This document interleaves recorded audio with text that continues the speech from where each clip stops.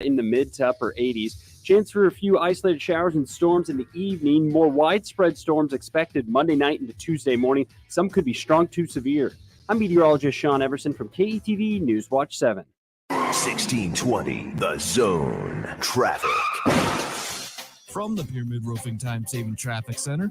Hope you had a fantastic weekend and enjoyed the warm weather we had in the last few days. There's not a whole lot of activity in the Omaha Metro. We just got an accident off of the 13th Street exit ramp on eastbound I-80. Another thing to keep in mind is that northbound 72nd between F and I-80 is closed due to bridge work. If you want to get on the interstate from there, you'll have to either take 60th or 84th. Be sure to buckle up and drive safe out there. I'm Joey Colbert. This time-saving traffic was brought to you by the Nebraska Lottery. They're out there. 8 beautiful new red 2024 trucks in Trucks and Bucks from the Nebraska Lottery. And you could win one. Just visit any Nebraska Lottery retailer and pick up some tickets today. Top prize odds, 1 in 336,000. Before Jocelyn Reyna earned a full-ride scholarship to UNL and became a young professional, she was a public school student in Grand Island. I wouldn't be where I am today without my public school teachers. My family and I moved from Mexico when I was in the 4th grade. I worked hard in school, and my teachers encouraged me to be a better version of myself. I'm proud of my public school experience. It changed my life. Tell us why you're public school proud at publicschoolproudnebraska.org. I'm Chris Sylvester with NFL Network Now on the Westwood One Radio Network. Well, 25 teams, including the Super Bowl champion Kansas City Chiefs, kicked off voluntary workouts today. The program is conducted in 3 phases, with phase 1 consisting of activities limited to meetings, strength and conditioning, and physical rehab only. Bengals wide receiver T. Higgins requested a trade after the team placed the franchise tag on the 25-year-old this offseason with the hope of working out a long-term deal. It now appears that Higgins has had a change of heart and says he anticipates remaining with the Bengals in 2024. He told WLWT over the weekend that, quote, "I've grown a love for Cincy that I didn't think I would." Patriots hold the 3rd overall pick in the upcoming 2024 draft and hosted quarterback prospect J.J. McCarthy for a visit in Foxborough today, according to NFL Network insider Tom Pelissero. New England previously met with North Carolina's Drake May and LSU's Jaden Daniels. The draft begins Thursday, April 25th. This has been NFL Network Now on the Westwood One Radio Network. Wesley Financial Group is not a law firm. This story is called The Ugly Truth About Timeshare. If you think you've done your family a favor by buying a timeshare, you need my help. Hello, I'm Chuck McDowell, founder of Wesley Financial Group. 10 years ago, I started helping folks cancel their timeshare. In the process, started what's now called the timeshare cancellation industry. The ugly truth is when you buy a timeshare, you can't tell me how much it's going to cost or when it's going to end. I recently helped a couple that had their maintenance fees go from $800 to $3,200 a year. They also received a $4,000 assessment for a hurricane that was over 1,000 miles away. Sound crazy? The crazy thing is this never ends. Call my office now. If we take you as a client, I guarantee we'll cancel your timeshare or you'll pay nothing. Call for your free information kit. Call 800-462-3333. That's 800-462-3333. 800-462-3333. Attention Omaha parents, if you're looking for a fun, safe, affordable summer camp experience for your kids, look no further than Camp Croc. Located at Croc Center, Omaha, just off of Kennedy Freeway and Q Street, Camp Croc runs weekdays from the end of May through August 9th. Kids ages 6 through 12 will enjoy all kinds of activities, from sports and character building to swimming and STEM projects. Plus, breakfast, lunch, and snacks are included. For more details, go to omahacroc.org. That's omahakroc.org.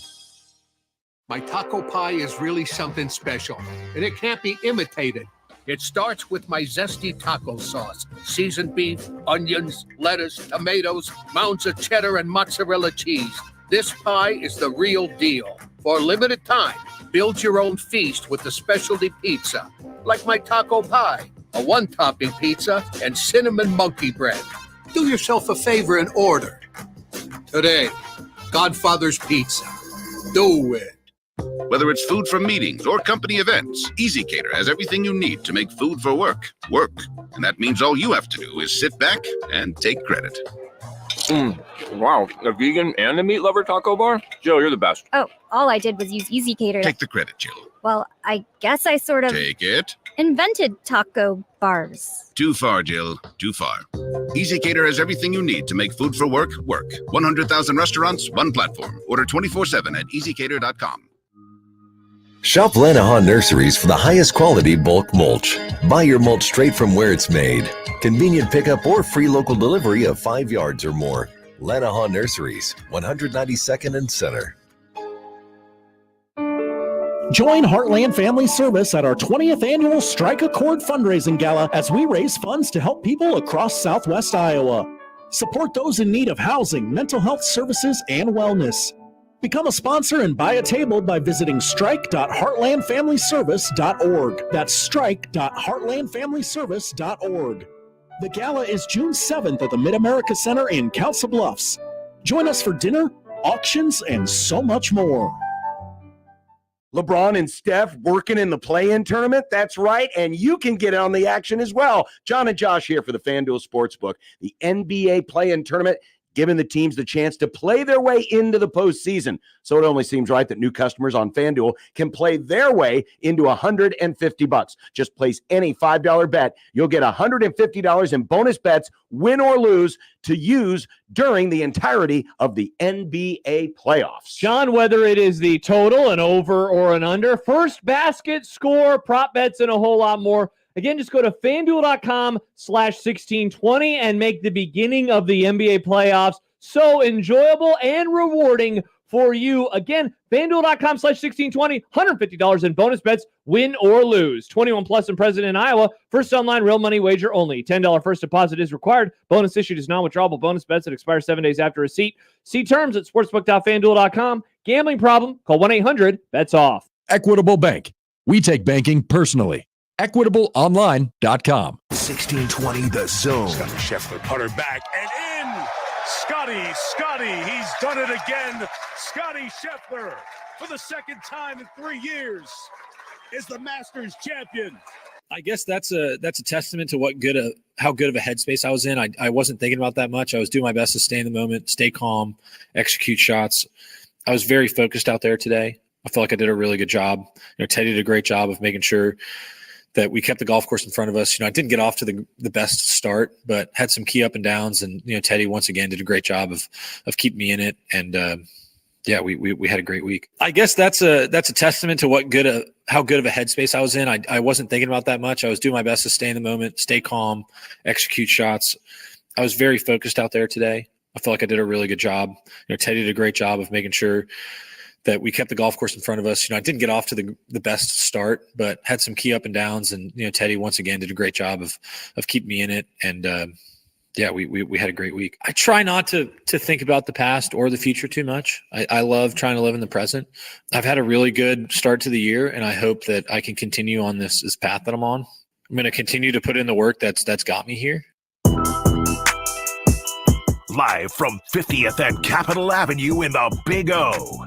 This is Mornings with Sharp and Handley on 1620 The Zone, 1620thezone.com, and 1620 The Zone TV. Now here's Gary, Nick, and Jimmy. I just got 3 things to say. God bless our troops. God bless America. And gentlemen, start your engine! I just realized there's a lot of stuff going on today. Like There for is. a Monday, Yeah. there is a ton of stuff going on. One, it's tax day. Yeah, get your taxes in. I'm glad you led off with that. Hey, who in their right mind would have tax day on a Monday? Well, it's I always get the it, push it back a 15th. couple of days or don't pay them. Didn't they do that? I think Yeah. I think it was after Easter Sunday one year, and so they said, "All right, we're going to move it to Tuesday or the 16th." So you have an extra day to get everything in order. I will find out from my guy, because everybody's got a guy, what my damage is today. Oh, you don't know yet? No, it's hey, find out day of, huh? I am the king of procrastination. Okay. I wait until the final day, but I don't do my taxes because they're kind of complicated. I agree. Yeah. So Yours will be far I more will than not mine. be doing the what Mark Cuban yesterday said he's writing a check to the IRS for $288 million. That will not be me or you or most everybody. But why does it have to be on a Monday? How miserable. I know. No, Mondays are bad enough. You know, you're trying to set the tone. Setting the tone to write a check to the government is not the way that I'd want to set the tone for the week. And then you got the Boston Marathon is today. Yep. Then you have it's Jackie Robinson Day in Major League Baseball. It's also the WNBA draft tonight, where Caitlin Clark will probably be wearing her $600 jacket, Nike jacket that she was wearing on SNL on Saturday night. Pretty impressive, actually. Pretty impressive. The jacket? The jacket would cost $600. Yeah, that thing is $600. But also, I think we can officially say all in on Nike too, that they're going to create that shoe. There's going to be the air. Do we know what they're calling it though? I have no idea. I've not heard anything. I just I asked the question last week. I thought I heard something over the weekend. But I will say Nike's in. I will say thank you to Nike because they created quite the stir. I mean, she may not have realized that it was the block N, and that deep down inside she really, really wanted to come to Nebraska. But you show up on Saturday Night Live and you're repping a Nike jacket that the Nike N looks exactly like the Nebraska N. Or the Netflix. And so Iowa people get upset. Yeah. They're like, oh, what are you talking about? Stop. And it was kind of fun because that's what every day should end like. Now I'm convinced is that it is not a good day unless you are mad about absolutely nothing. True. That's how it's like every day you wake up and you go, oh my gosh, I'm glad my eyes woke up today. Woo, going to be a good day. But every day now should end just being mad about absolutely nothing. And do not tinkle on a good Saturday Night Live Saturday night with an Iowa-Nebraska fight. But you got to admit to Iowa fans, Nike did not do her a solid because that N that's on the Nike jacket that she was wearing on set, that just happens to be the Nebraska N. But, what am I? I'm no fashion police. Just saying. Yeah. I could be mad about Nike. So for being upset about absolutely nothing when you go to bed, this also could go into a Nike thing. That I love seeing Tiger in the traditional Sunday red and black. But can we all agree? It's just that the new Tiger line, like the logo and everything, it's not the same. Yeah. It's just not. It was, again, great to see Tiger on a Sunday. Not great Saturday and Sunday, but great to see him wearing the red and black. But I really wanted to see what the new line looked like. And it's still red and black, but that logo, man. Again, it's nothing. But it's just, to me, it's saying something. The logo is worse than the meme of Tiger shaking hands with an old man behind a tree on 16, which became an instant meme. Yeah. Such a classic shot yesterday of on 16. Vern comes down from the tower and he's sitting in a chair behind a tree. Yeah. And then there's a shot that has Tiger and Vern together, and then they shake hands afterwards. I actually think that was. That's kind of funny. It's just Grandpa Vern, man. It's Vern already just enjoying the Masters the way that we want Vern Lundquist people to enjoy. Here's another part of getting mad about absolutely nothing is the people that were upset that Tiger was being shown. Yeah, realize the TV ratings are the best that they've been for the Masters since 18. Well, what was great is he went off so damn early that you could still watch your lead groups. You can watch Tiger in the morning. How many times do you wake up and watch the Masters first thing in the morning unless you're a golf sicko? Exactly. So now you could because you could watch Tiger. His just the fact that he finished, I think, was a greater story than a final outcome. Now, I'm realistic that the dream is over. And that might have been the last Sunday that you get Tiger in red and black, and you get Vern. You definitely don't get Vern anymore, but he's earned the right. And people, CBS is smart, man. They're in the money of chasing the bag. People want to watch Tiger. If they didn't want to watch Tiger, they wouldn't show him as much as they did. Yeah, and they did show him a lot for a guy that was at the bottom of the pack. But people like to watch Tiger, and as long as people like to watch Tiger, they're going to continue to show lots of shots of Tiger compared to other golfers, and people are going to get upset. But did they not show when it was go time the right amount of golfers? Yeah, they did. They did. And you know what? Here's the perfect example of this is Thursday when he leads off with a birdie. The amount of wasn't the roar on 18 on a Sunday, but it was a tempered down roar on his birdie compared to anybody else on holes 1 through 9 on Thursday in the opening round.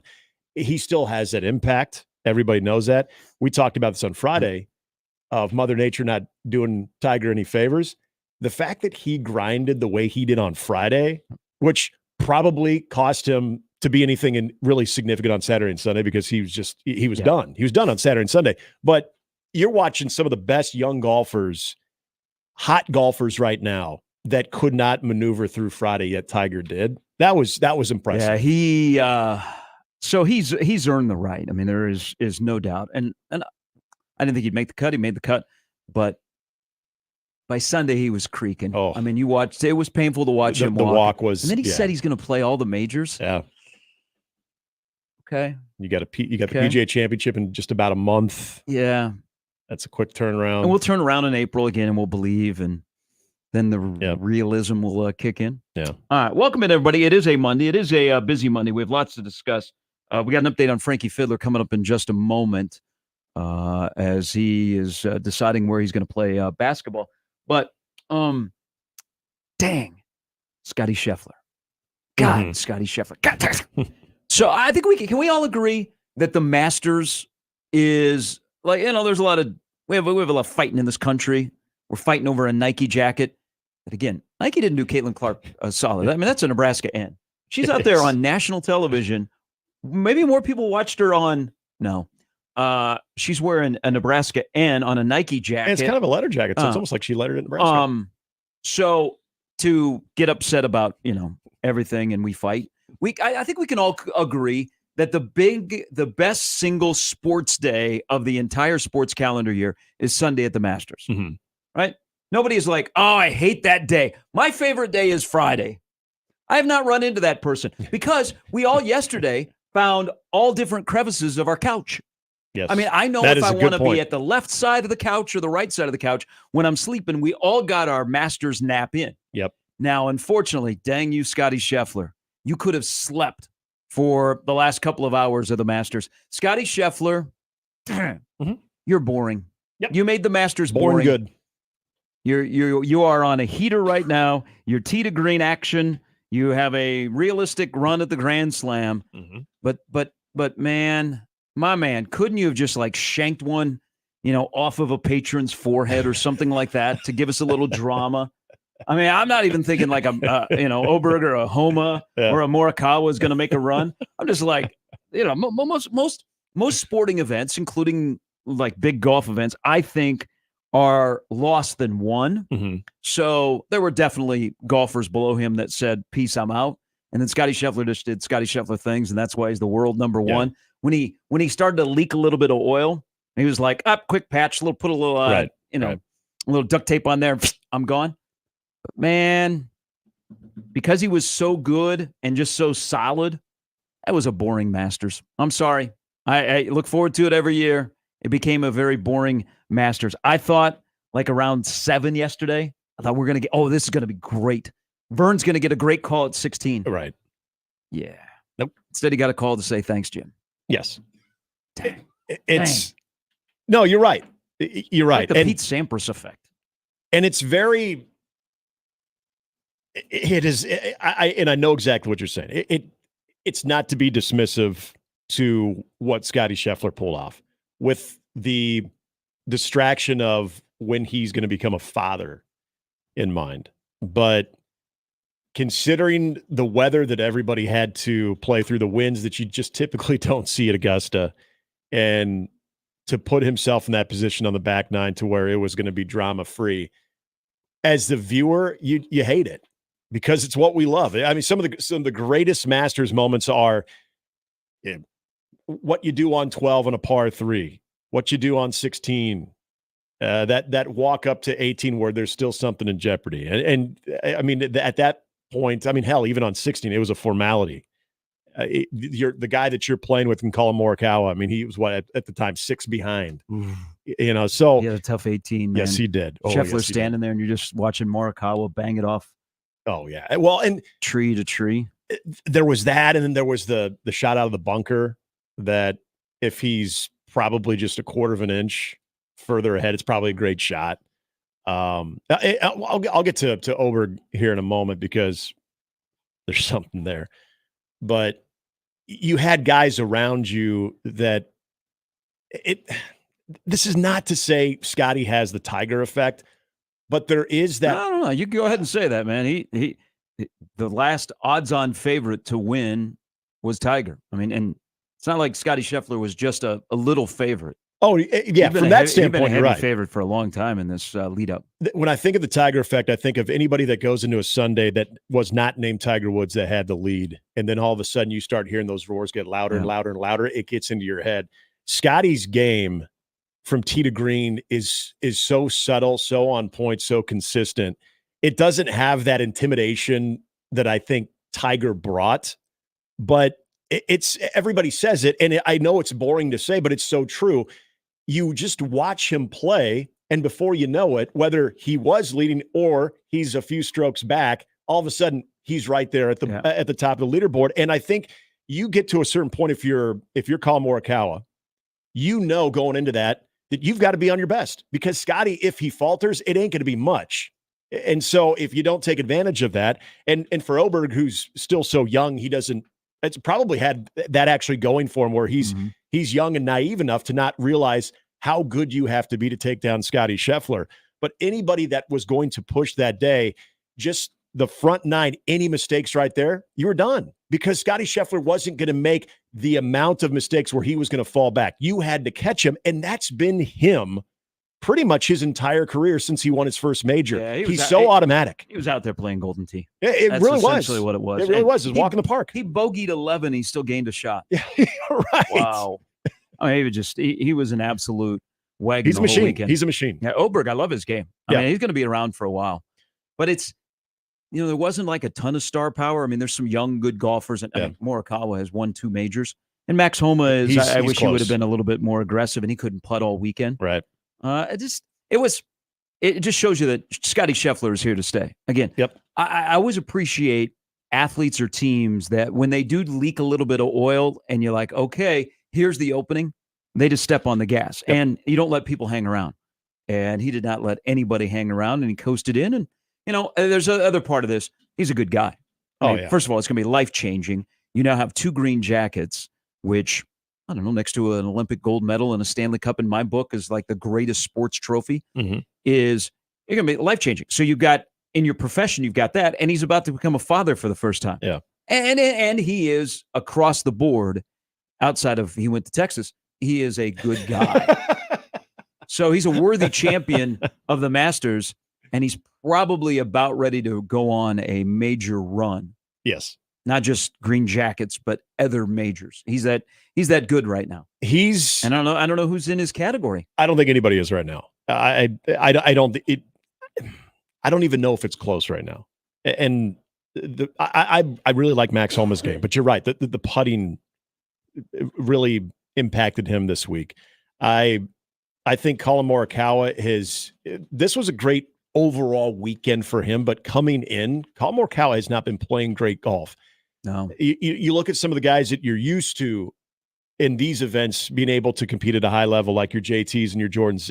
JT had an okay day on the last 2 days, but I mean, Jordan Spieth doesn't even make the cut. And speaking of Jordan Spieth, this is why I'm excited. Yeah. Well, this is why I'm excited this weekend? He played 2 days. Did he even play on Thursday and Friday? I don't remember.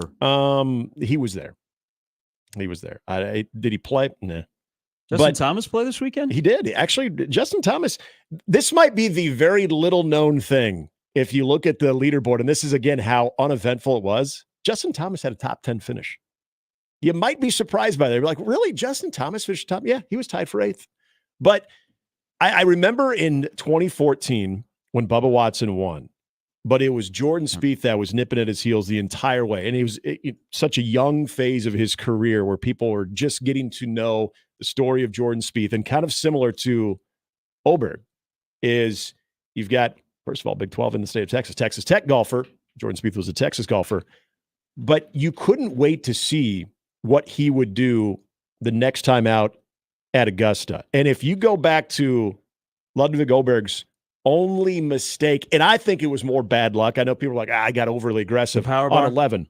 Oh, yeah, when he dropped he's like, what? Huh? 5-second rule, pal. That was pretty good. I know. Apply. Just pick it up, man. Yeah. Don't stare back. Just pick it up. But he hits that shot, tries to put himself in a situation for eagle on 11. It takes an unfortunate kick left into the pond, into the creek. And so now obviously you double bogey, you're pretty much out of it. I think of what he did though, pretty much the entire weekend. It's a similar feeling that a lot of people had for Jordan Spieth in 2014, where, okay, you didn't win, but damn, welcome to the world, man. You look like you're going to be pretty damn good. And this goes back, if you remember Oberg in the Ryder Cup, that dude was a stud. Yeah, that's where he became part of the scene. Yeah. Yeah. I think he's a guy. I don't know though. I think you can break down everything that went wrong with his swing. I think once the power bar got knocked out of his hand, because he double bogeyed the next hole. Exactly. And you know what was happening too? You don't see guys like Tiger and any of those guys. They're not shaking. They're not high-fiving during the round. That's why you don't high-five when you got a candy bar. I'm no Dottie Pepper, but I'm just saying. It's why you don't high-five people, the gallery, when you're going, because things like that can happen. Take you off your game. I mean, it's just Scheffler is a machine. I mean, he is. Three-way It's the tie best way for to describe 7. him. Then what he does, he rattles off 3 straight birdies. And all I'm thinking is, all right, as the drama has escaped the Masters in 2024, can we at least get Vern in one of his final calls to recreate who the hell is Happy Gilmore? And then the guy. All right. So now we move on. There's a lot more on the Masters of things that went on, because I have observations about the Butler cabin and also who Neil Shipley was looking at as he was being interviewed by Jim Nantz. But Scotty Scheffler has a green jacket. Instead of like going to a drive-through, like going to the Waffle House or Chick-fil-A or Arby's, like one of the years that Tiger won, he went to Arby's every day of the week. I think Scheffler got on a PJ and he was back home, so he will not be driving through like a Bojangles today. Oh, that's too bad. Or a Whataburger. Well, he can't go by the Hooters in Augusta. He can do that when he's home. John Daly's already got that one tamped down. So that'd be awkward, especially if Hooters is not a sponsor. I know. Absolutely, it would be. All right, let me give you the lineup for the show. As we welcome you in on a Monday morning. Again, tons of stuff going on today. This is a busy day in the world and in sports. Coming up at 9 will be Jacob Bigelow. He'll join us. Portal combat season is wide open. Amy Just is back after her 1-week suspension for dropping A-hole on the air. Had to do it to her. So she is back coming up at 9:30. I know there'll be a lot of people tuning in here in the next either now. I hope you tune in every day.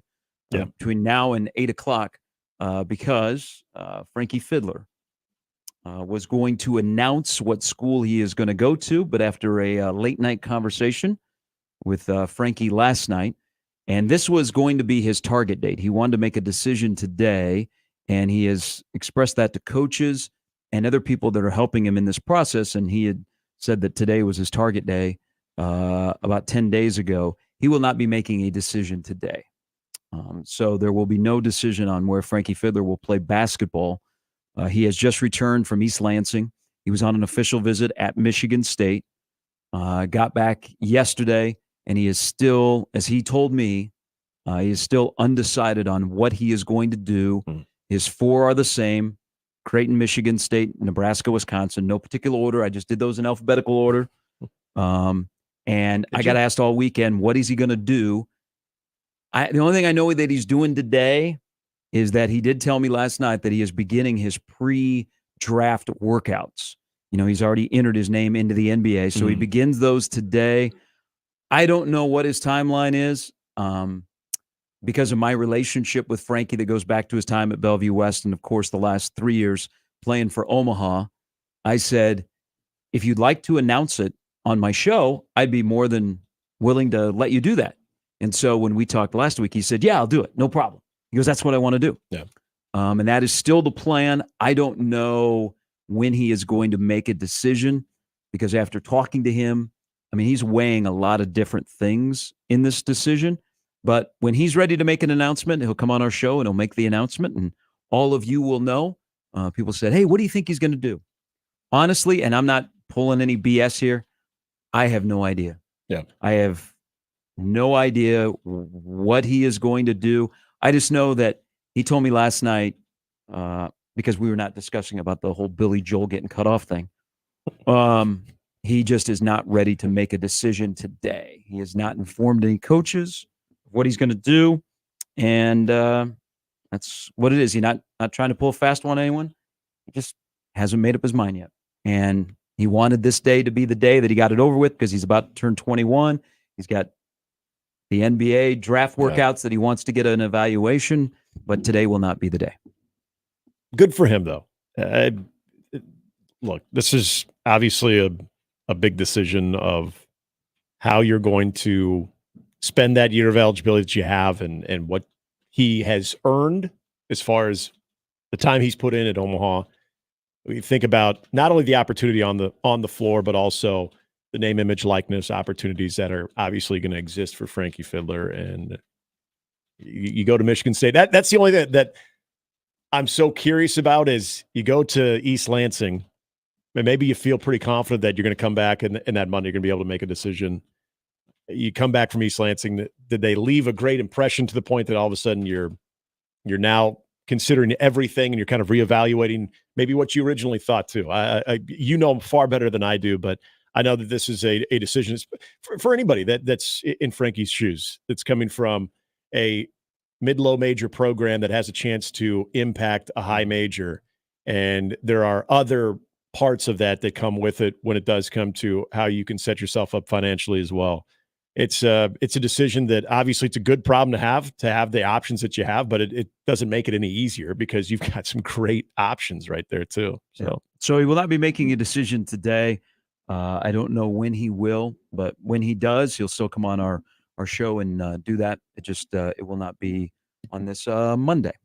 So hate to disappoint people that have been waiting all weekend and keep asking me in the grocery store, as I'm getting out of my car, hey, what's Frankie going to do? Guy that's on the completely other side of like the parking lot. Hey, Sharp! I did tell someone yesterday, they go, hey, what do you think Frankie's going to do?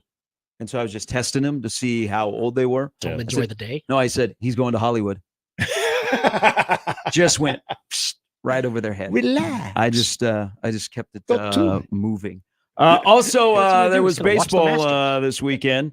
Red, blue, and black Nebraska played. Omaha, the only one to win a series. They won 2 of 3 against South Dakota State. Huge game tomorrow night between Nebraska and Creighton, as both teams lost series on the road. We'll get into that. Nebraska scrimmage this weekend. Long scrimmage. Okay. But I think we're nearing the end of spring games, in my opinion. I think it's time to have less football, more fun at spring games. Unless you're Ohio State and you're on national TV and you draw 80,000, and I look at you and go, dang, that is a team that money can buy. Mm-hmm. All right, 34 past the hour. Again, no decision from Frankie Fiddler today. He is still undecided after returning from his official visit at Michigan State. The 4 that were his Final 4 are still in the mix: Creighton, Michigan State, Nebraska, and Wisconsin. So he'll just enjoy his Monday.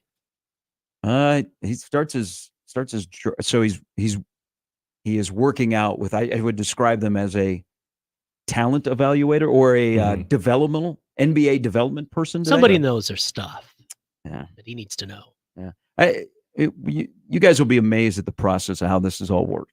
The stuff that he has shared with me, it's interesting.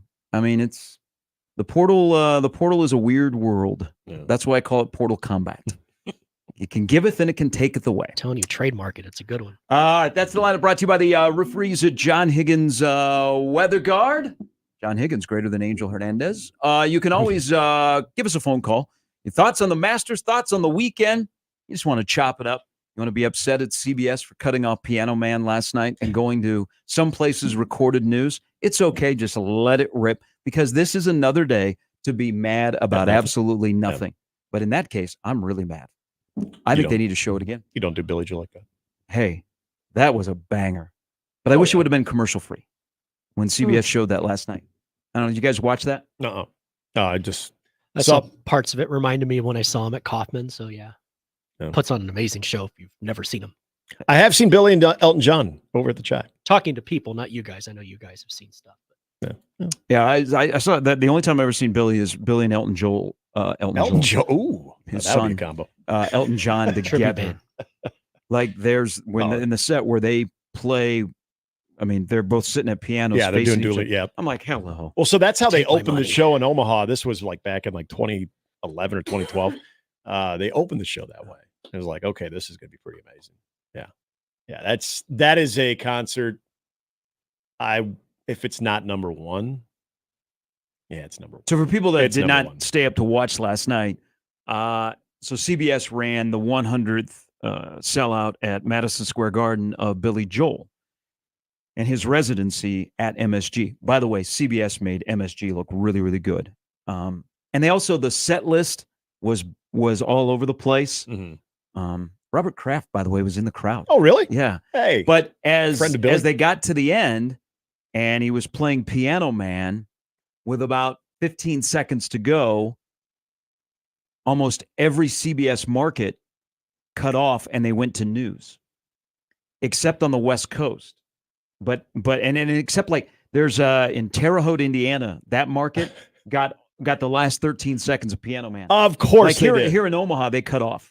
They immediately went to, it might have been Channel 3 might have had recorded news. Yeah. But it went right into their newscast. And because of golf yesterday on CBS, it ran long. Yeah. In 60 minutes, which should always be 60 minutes, but somehow was like 37 minutes. Yeah. It threw all the timing off. But yeah, Piano Man got cut off across the country. Of all songs, People too. are angry. Yeah, I would be too. But of all places that carry it, man, I was a little critical of Terre Haute. Probably the worst place I ever visited, Hey. but good for them. People need to realize Terre Haute is on the come. Look at their baseball team. All right. You can join the conversation at any point. 402-951-1620. That is the hotline brought to you by 42 Degrees. The source by your mom's house. You can also email us into the Equitable Bank inbox. Gary at 1620thezone.com. Handley, 1620thezone.com. Also on the JTech Construction Zone Twitter feed at Gary Sharp 1620. At Nick Handley, 1620. Jimmy Chavez is here as maybe we'll give us an update on the KU spring game that happened in Jayhawk Park. It wasn't on TV, Rick. I know Rick's listening. I looked Friday. I was thought you called me sad. Rick. No. Yes, I've lost. Hi, Rick. It. No, Rick told me it was on TV. I was like, all right. ESPN Plus. Not thing even is on the coming Plus? through. The replay might be. I haven't checked yet because I've been under the weather It'll all be weekend, but it'll I'll be check on the today. replay. All I know is that Jalen Daniels was not as good as Dylan Raiola. Nobody got hurt. That's all I care about. It's for everybody. It's mornings with Sharp and Handley at 1620 The Zone. Mornings with Sharp and Handley on 1620 The Zone and 1620thezone.com with Gary Sharp and Nick Handley.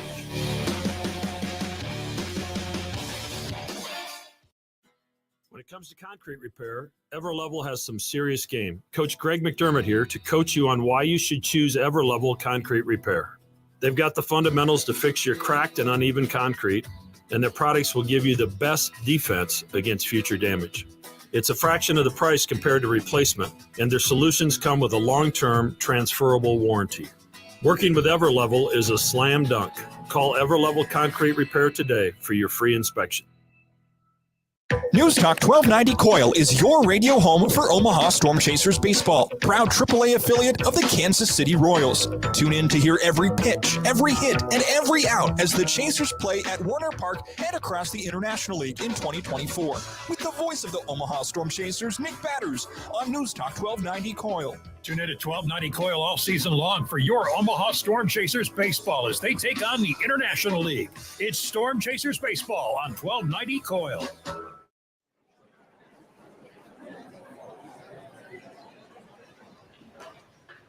Where do my friends and other students find their voice? We find our voice through the performing arts, along with millions of other high school students. By expressing yourself in a role on stage, through an instrument, or at the debate podium, the performing arts give us freedom to find ourselves, to find our place. The stage is where I can play, perform, and compete with my friends. Performing arts at your school is where creativity meets courage. Encourage the students in your life to find their voice through the performing arts. This message presented by the NFHS, where we encourage all students to play, perform, and compete together. I've never seen this. John Deneen from Saul's Jewelry and Loan. I've never seen the price of gold as high as it is right now, which means you could be sitting on a gold mine yourself. Bring us in your broken gold chains, gold rings, and diamond jewelry. You'll never get a better price for those items. Saul's knows jewelry, and we've been around. and we've never seen gold this high. Sell your gold with confidence at Saul's Jewelry and Loan at any of our 6 convenient locations. Find it all at Saul's Jewelry and Loan. You'll find it all at Saul's Jewelry and Loan. Without the ones like you, who work tirelessly to keep things running, everything would suddenly stop. Hospitals, factories, schools, and power plants, they all depend on you. No matter the weather, emergency, or time of day, you're the ones who get it done. At Grainger, we're here for you with professional-grade industrial supplies. Count on real-time product availability and fast delivery. Call, clickgrainger.com, or just stop by. Grainger, for the ones who get it done. A clogged drain is a pain. You know what's not a pain? The Burton Everyday Low Price for unclogging that drain. Now and always, Burton will clear your drain for $93, guaranteed. So bring on the clogs. Trust us, we've seen some doozies these past 35 years. Schedule today at justcallburton.com. Restrictions apply. Call for details.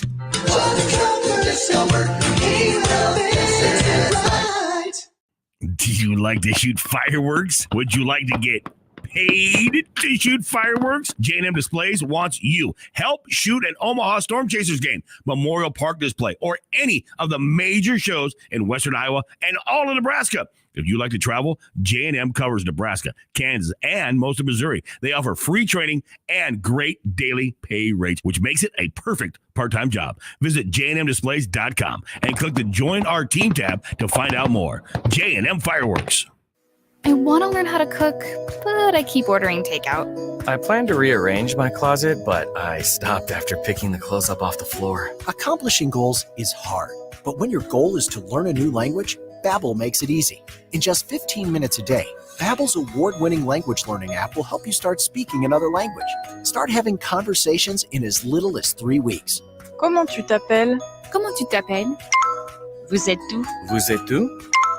Babbel's bite-sized lessons make it easy to learn words and phrases you'll actually use. So when someone asks, "How's your French going?" you can say, Babbel est amusant et facilite grandement l'apprentissage d'une nouvelle langue. Et cela ne prend que 15 minutes par jour. When you want to really learn another language, it starts with Babbel.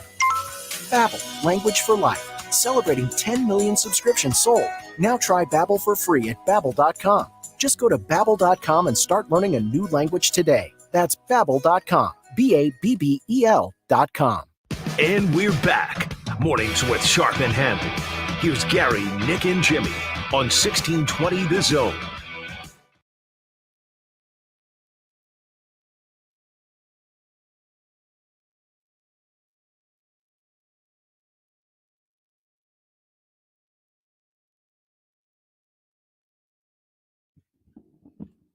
All right, welcome back in. Mornings with Sharp and Handley.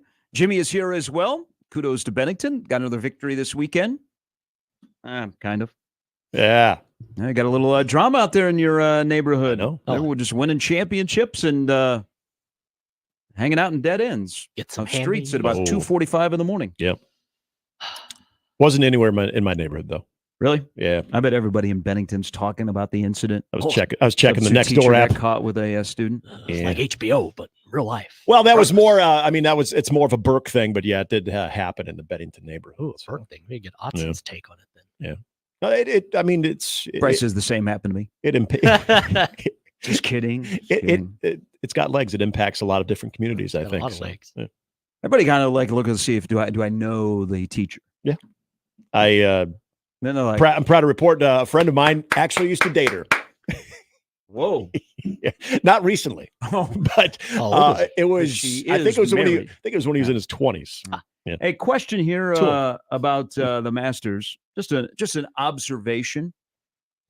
You know, it's such a special place, and we all would like to go or play around. Or it was pretty yesterday.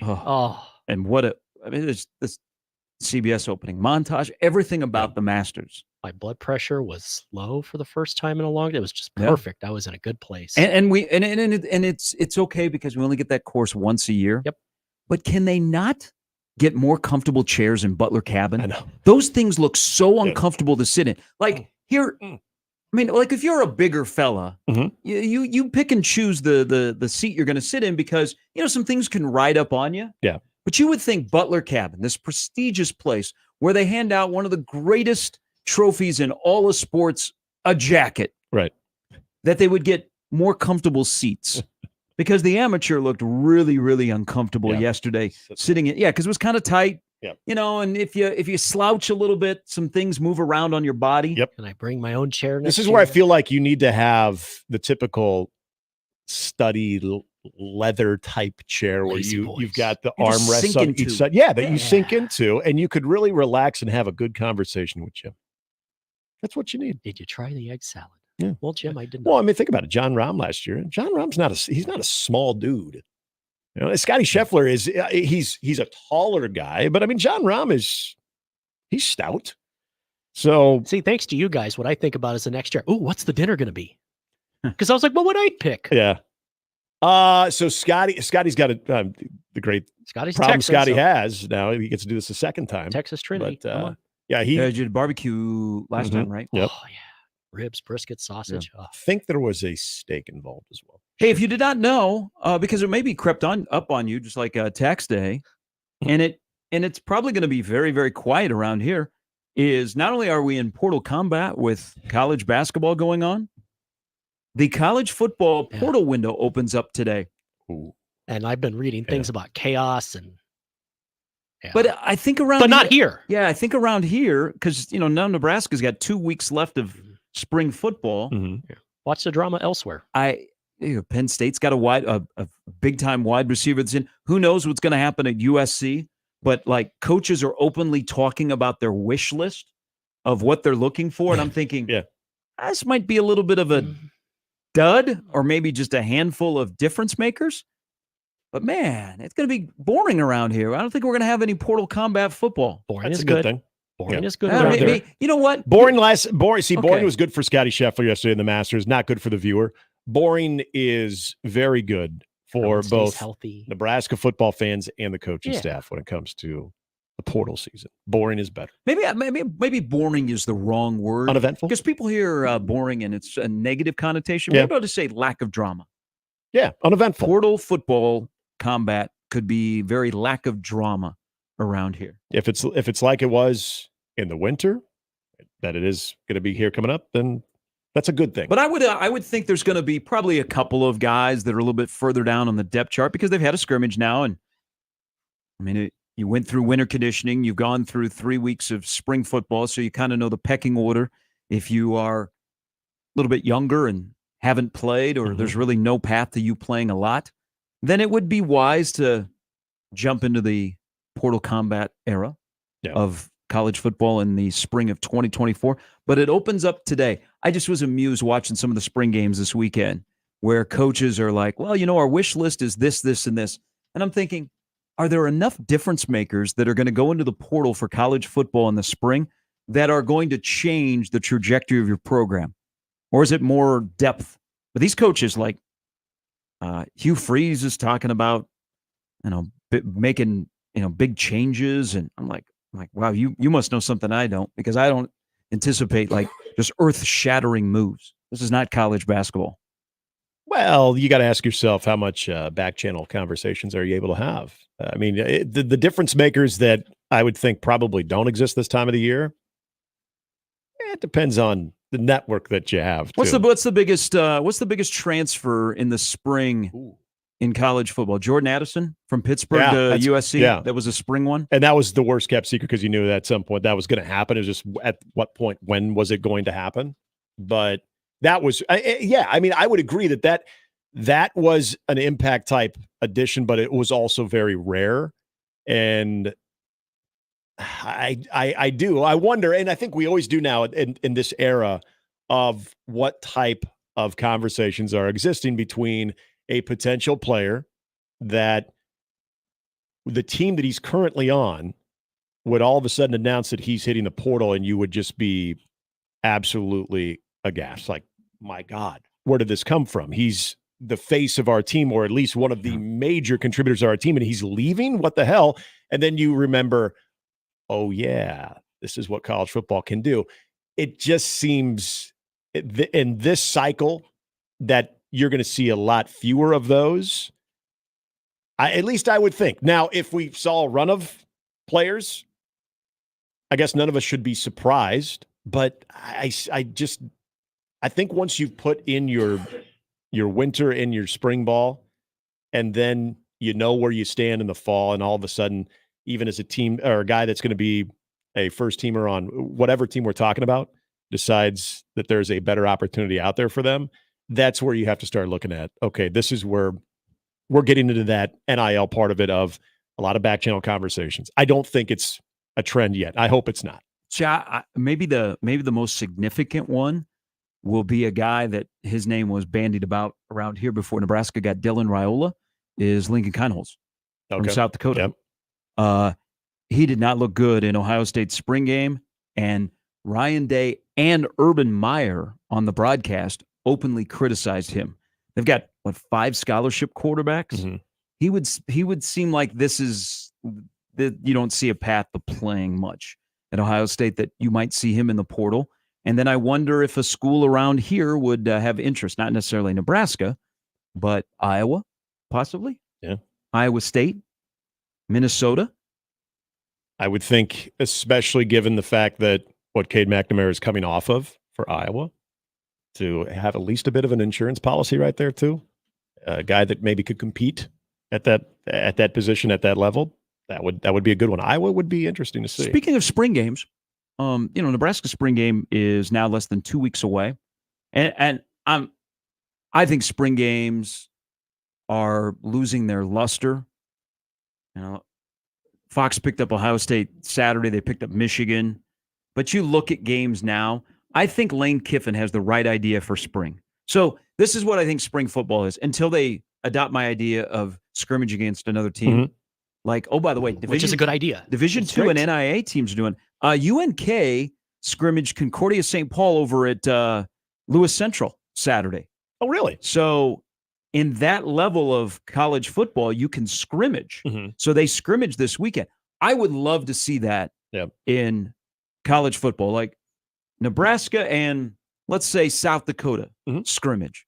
But until we get that, I think spring games are losing their luster because coaches are becoming more and more paranoid. Yep. And it's not the recruiting tool that it used to be. And spring now is no hype. We don't want any insiders getting out. We want no drama. We want no injuries. We just want to survive spring and get on to summer conditioning and then into fall camp. And Lane Kiffin, I think this weekend showed everybody in the college game that this is where spring football is going. Less football, more showman. He had Joey Chestnut at their spring game. They had like contests. Mm-hmm. I once got blasted on this radio station for saying, you know what? Make it into a 7-on-7. Do some 11-on-11. Do practice. Do games. Whatever. But the days of everybody has a jersey and they're free to be hit is over in college football when it comes to spring. Yeah. There's just too much on the line. Yep. I mean, too much look, money. We even around here. So it's been an ideal Nebraska spring because there's been little drama. Yep. There have been, knock on wood, no injuries. That's the most important thing. Exactly. But when was the last time you heard anybody reference how many tickets have been sold? Because we do take it. We take it as a badge around here to draw 60 to 70 to 80,000. And Ohio State, they said 80,000 this weekend. Now Michigan doesn't normally draw well for their spring game, so it's on national TV. I wonder, off a national championship year, what kind of crowd they'll have in Ann Arbor next week. But I haven't heard anybody really mention ticket sales for Nebraska's spring game this year. No, and there was the time that we were referring to just overall the lack of conversation around spring ball because of basketball. But you're right. Since basketball has ended, we're getting a little bit more substance from what's coming out of practices and whatnot, hearing a little bit more from the coaches. And I think people are running with that a little bit more. But as far as the overall anticipation for the game itself, I haven't heard that pick up at all. Yeah, even like the scrimmage this weekend. And I'll share some things that were shared with me. Just a father of a prospect that's being courted by Nebraska. And he said it was kind of just like, it was good. It was football. Like no drama, no like, oh my God, you got to see this guy. It was just kind of, it was just football. That's great. That should be a t-shirt. Just football. What a novel concept. With your run the damn ball hat, I'll wear that. 2024 Nebraska. It's just football. Just football. It's just football. Tickets on sale now. That would be a great shirt. Just a white shirt with black lettering. Just football. Just football. If Rule wore that. It's so for me. If he wore it, then everybody would It want would be to. at Husker Hounds within the hour. For me, it's. I think that's the thing. We evolve of being able to see a spring game where it actually looks like a game. We've always talked about Nebraska fans, what that Saturday is for them, where if you are not someone that's able to make it out regularly throughout the season because of costs and what have you, it's a good opportunity to experience some type of a game day. But even for those fans, when you walk away watching that, are you, as we like to say on this radio show, fully hussed, or based on what you saw? Because remember last year, the one thing Rule 2 weeks from now, I would sit a lot of your key players. Mm-hmm. And unless exactly, because you've made it. Get out of there. But if you want to showcase that, so here's sort of the tough position you're in as a coach, especially a coach in Nebraska, where you feel like you want to give the fans something, and you've got some exciting young players, especially at quarterback. This is where your idea of maybe a 7-on-7, maybe some type of throwing skills competition, to where you're not revealing anything of overall philosophy, what you're going to do in the season, but the fans that made their way there to support you still have a chance to see Dylan Ryla throw the football, Danny Kalen throw the football, and be able to do it in different types of drills.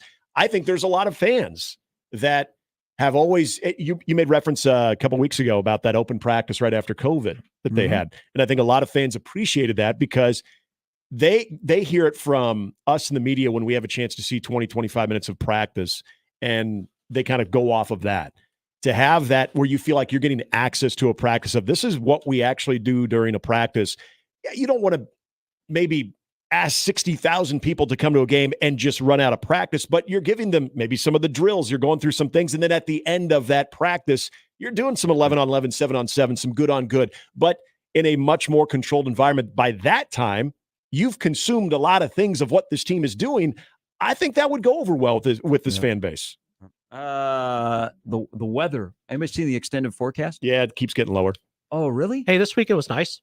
Well, I know this weekend you saw is lower. I see next week. Oh, wait, never. I'm sorry. I'm looking at never mind. I was looking at this week. Are you getting after what I was saying last week? Everything's been warm, and then on the 27th, magically it'll be 38 degrees. This 81. I'm sorry. I was looking at this Saturday. This Saturday is like in the 50s. All right. Well, we'll share some thoughts on the scrimmage. There isn't a lot of details, but there are other things around the quarterback play at Nebraska. And Nebraska had a back-to-back recruiting weekend of 2 wide receivers.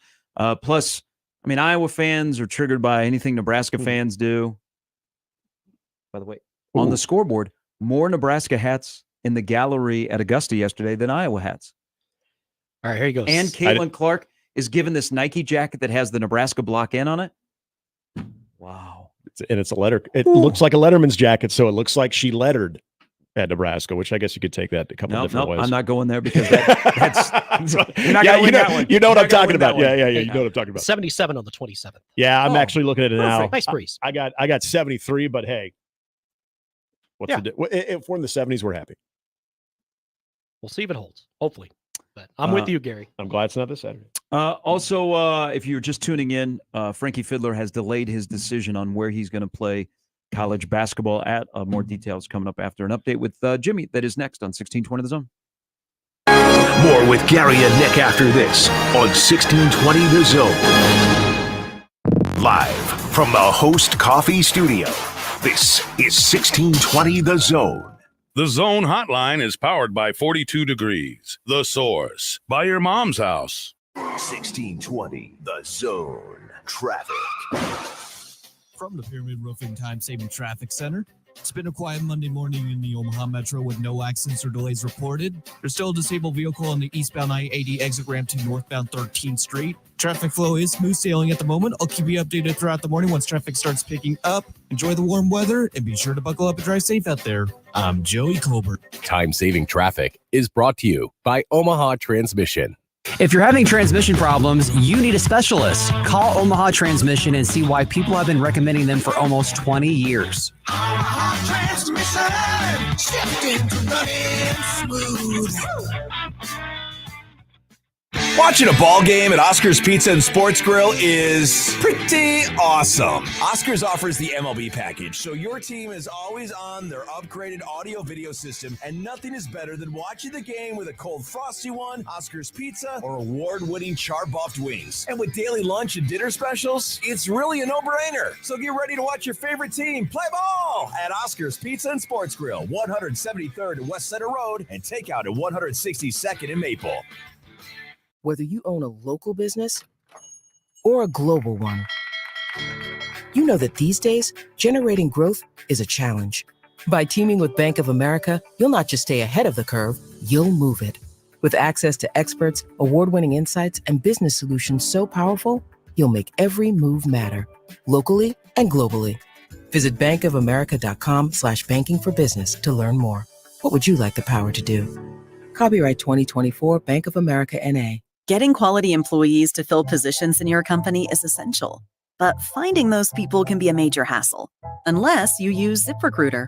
ZipRecruiter makes finding quality people a breeze. And right now you can try it for free at ZipRecruiter.com/radio. With ZipRecruiter, one click sends your job to hundreds of top job sites. But more than that, ZipRecruiter's advanced technology identifies the candidates with the skills you need, sends you a list of great matches to review, then actively invites them to apply for your job. And the results speak for themselves. 4 out of 5 employers who post on ZipRecruiter get a quality candidate within the first day. That's right, the first day. Now you can focus on your business and let ZipRecruiter do the work finding the best people for you. See for yourself. Experience the ease, efficiency, and power of ZipRecruiter for free. Just go to ZipRecruiter.com/radio. That's ZipRecruiter.com/radio. ZipRecruiter.com/radio. Email us on the Equitable Bank inbox with whatever is on your mind. Zone Inbox is brought to you by Equitable Bank. We take banking personally. You can get me, Gary, at 1620thezone.com. We want to hear from you on the Equitable Bank Zone Inbox. Bet the NBA play-in tournament with a no-sweat same-game parlay from FanDuel, and you've got a lot of options because it doesn't matter if you're new to FanDuel or you already have an account, you're going to get bonus bets. I tell you, bonus bets back if your same-game parlay doesn't win on any Tuesday night matchup. And NBA same-game parlays are the perfect way to combine your bets for a chance to score a bigger payday. Whether it's Sacramento, Miami, L.A., it doesn't matter. Have some fun with some same-game parlays however you want to play. Just head to FanDuel.com/zone to bet the NBA with a no-sweat same-game parlay. That's FanDuel.com/zone. Make every moment more with FanDuel, an official sports betting partner of the NBA. 21 plus and present in Iowa. Minimum 3-leg parlay required. Refund issued as non-withdrawable bonus bets. Expires 7 days after receipt. Max refund $5 unless otherwise specified. Restrictions apply. See terms at sportsbook.fanduel.com. Gambling problem? Call 1-800-BETS-OFF. Tickets for less. Best seats, best prices, no service fees. Shop ticketsforless.com. KOZN Bellevue, Omaha, Council Bluffs. This is 1620 The Zone. Now back to mornings with Sharp and Handley on 1620 The Zone.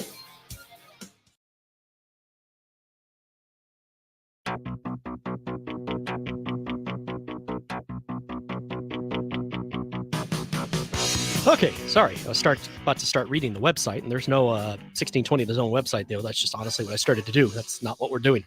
We are doing this for the first time since mid-February. Nebraska doesn't win the weekend. Well, unless you look at the weather. It was a victory there. The Huskers fall 6-4 yesterday in Piscataway against Rutgers. They fall to 3-5 since their 10-game win streak. They outscored Rutgers, though, 26-14 in the series. At 23-10, 6-3 in the conference, they begin an 8-game homestand beginning tomorrow night against Creighton. Speaking of Creighton, they suffer their first series defeat of the season. They fall to Xavier 7-3. They now fall to 26-7 of the season, 3-3 in Big East action. Omaha baseball wins 3 series in a row. This time they beat South Dakota State, winning the rubber match 10-9 the other day. It propels them to an 8-7 record in the Summit League. Pretty good after the rough start, so this is nice. It ties them with St. Thomas for the most conference win. They've also reached the 10-win mark overall, 10-22. And the Jackrabbits fall to 15-8 and 7-7 league play. The Mavs host Kansas tomorrow night. I know that place.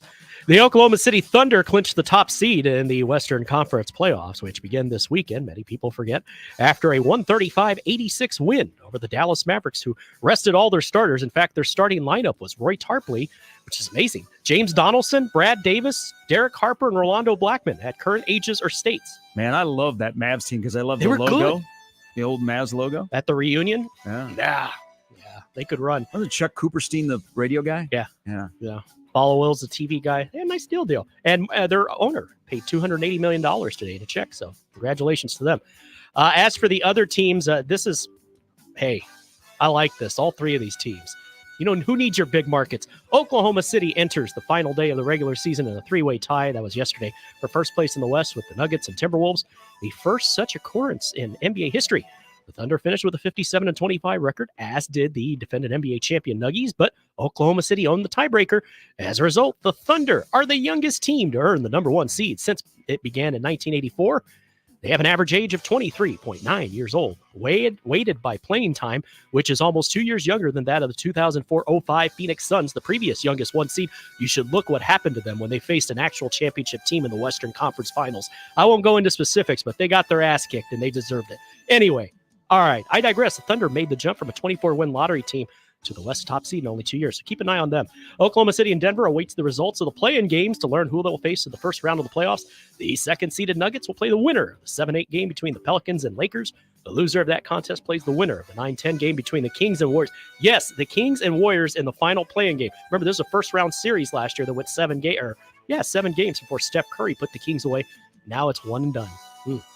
Wolves dropped to the third seed after their home loss to the Suns yesterday. Phoenix's win, combined with New Orleans' 124-108 loss to the Lakers, allows the Suns to claim the sixth seed, so that worked out okay for them. They got going. They're actually dangerous. They avoid the play-in. Minnesota and Phoenix will meet in the first round. The Wolves are like, oh, what have we done? Why? And finally, in the West, the Clippers and Mavericks enter Sunday, locked into the 4 and 5 seeds, respectively, and they'll face each other in the first round. Should be a good series. It'll be the third time that Luka Doncic has matched up against Kawhi Leonard and the Clippers in the first round, with LA eliminating Dallas in both of the previous series. MFFL, there's go a Spurs Mavs. guy right there. Hey, you wouldn't know that you're a Spurs fan. Who holds grudges. No, you wouldn't do As that. I watch my team finish 22-60, though, shout out to them. They did play well the last Jimmy, few it was a weeks of the legitimate season. knee injury. Okay, damn it. All right. Hey, Just don't you know didn't what was going mention on. the people's champ yesterday.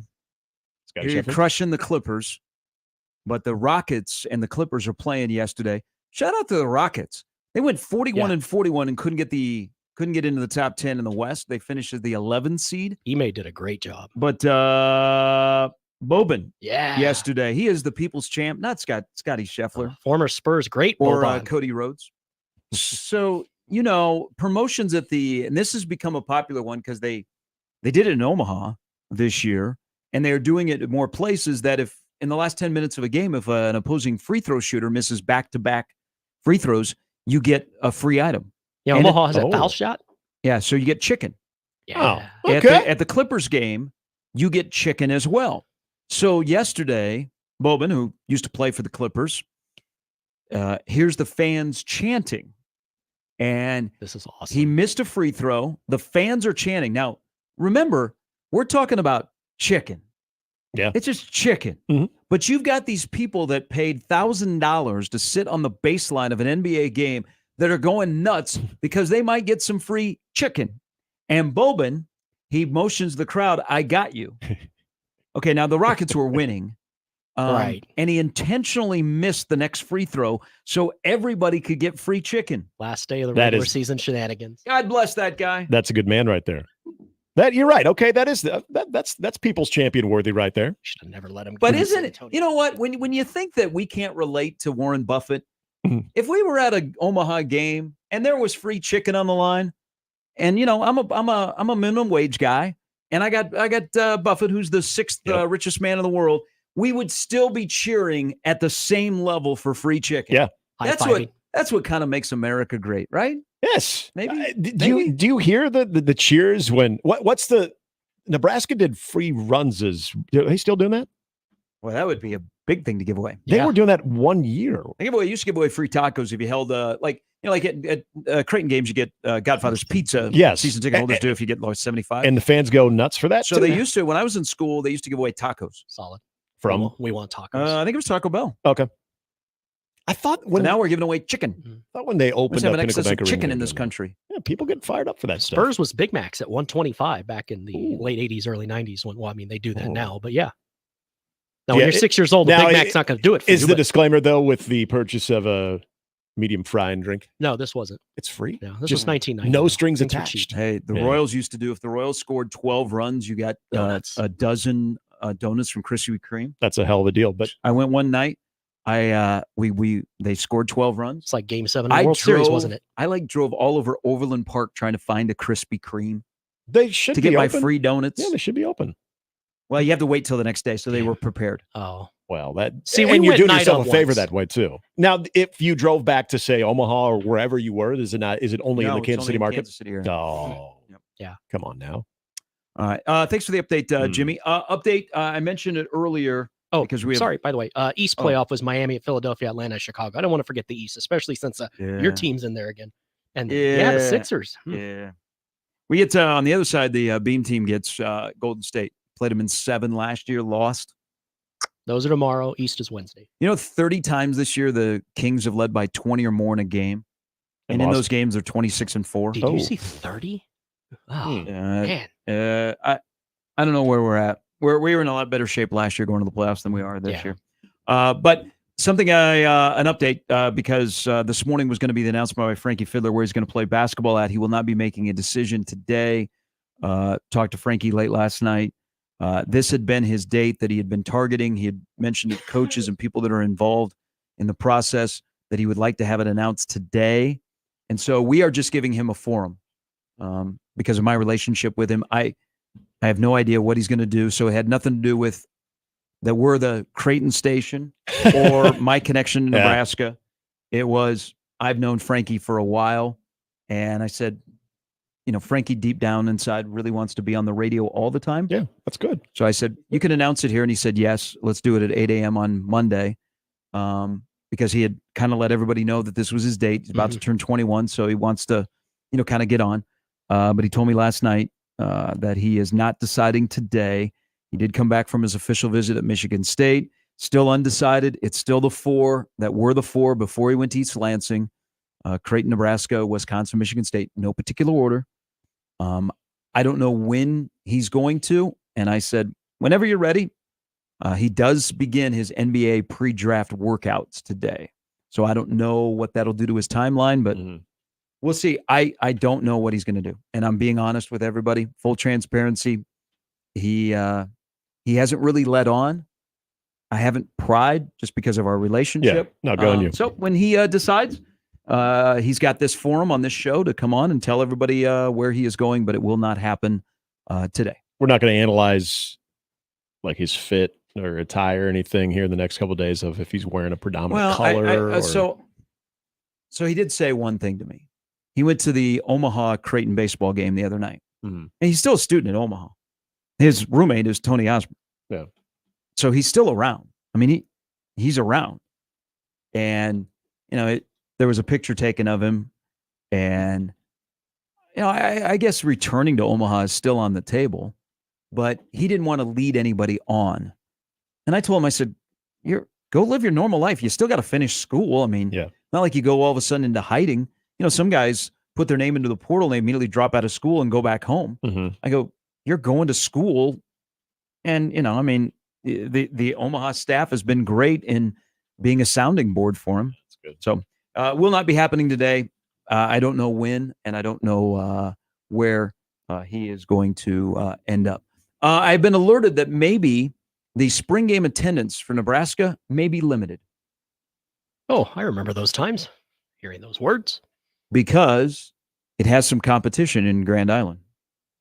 Oh. The Bigfoot Conference Yes! is next weekend. Yeah, because and it went back a week later. Yeah, because this show has given Harriet a bump.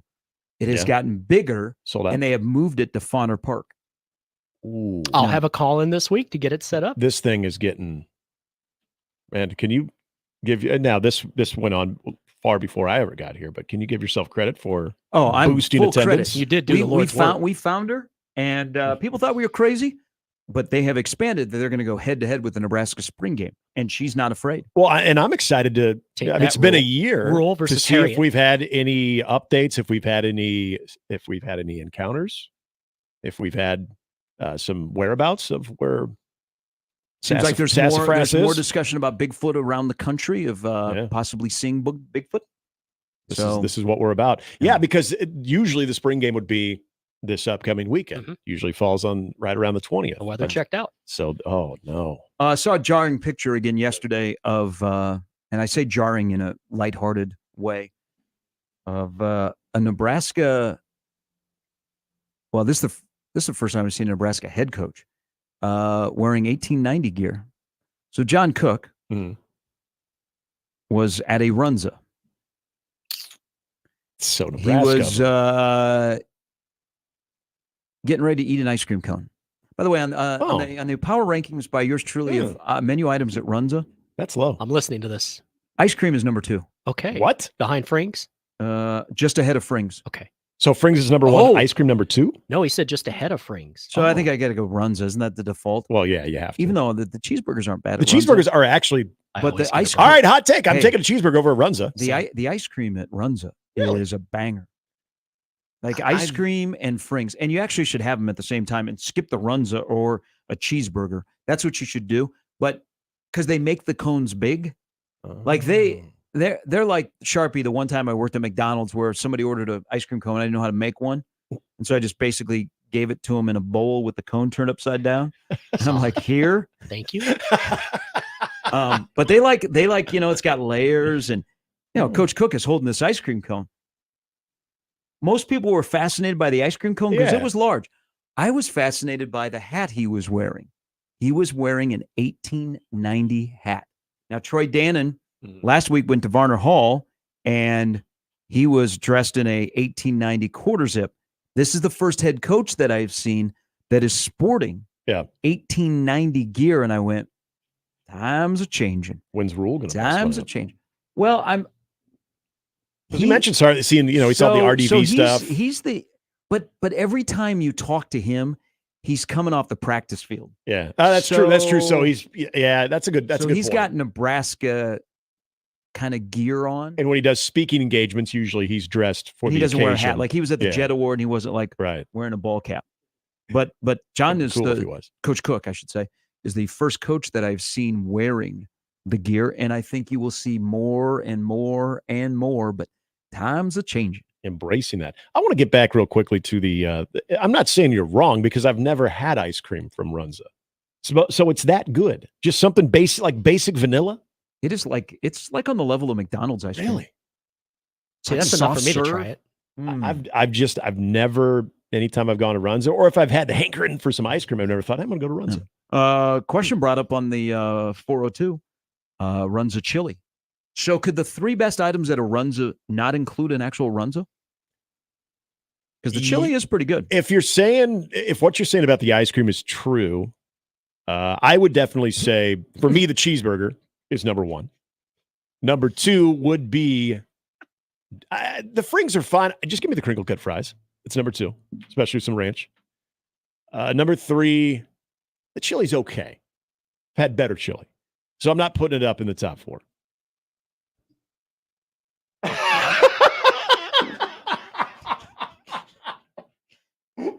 Oh, please tell me it's the real one. It is. Except right now. Sorry to get off track here for a moment. I got a friend request from. You could say it. I'll let you say. Former head coach right before Mr. Matt Rule, who spends his time in the Valley of the Sun now. Herm? Mr. Scott. Actually, I don't know where Herm. And it's so funny because friend request. you're not extremely active on Facebook. Oh, that is funny. That's true. This is why you need to get. See, you keep encouraging me to get into TikTok. This is why you need to be more active on Facebook. He popped up on my people you may know, and I'm like, yeah, pretty sure I don't know him. We could have some good back channel conversations. We got more ice cream, chocolate chip cookie, and chili. I'm listening. Again, the chocolate chip. I've okay. I guess I've just never divulged in the desserts at Runza. The Runza is taking an L at their own store today. By the way, Good job, Coach Cook. Did we hear pointing any out how more? great that ice cream is? Any more? The shakes are pretty good too. Yes. Oh, okay. I take it back. I've had a shake there. Only problem is they sell Pepsi. Oh, here we go again. Uh-oh. Oh boy. That lingered into the afternoon hours on Friday. It's not true. on the show, but It's true. on my timeline. I'm like, We got an email from the guy in Lincoln. well, why don't you come on, bro? I got criticized for it again, and it wasn't your boy Ken either. I got criticized for, apparently I was all in on Team Coke, which I wasn't. I said, I think Pepsi has a very good lineup. Now, if we're going straight up cola versus cola, yeah, it's Coke every day. Yeah, it's game 7. But Coke's going to win. Give me something that Coke has that rivals Mountain Dew. They don't. Mellow Yellow? No.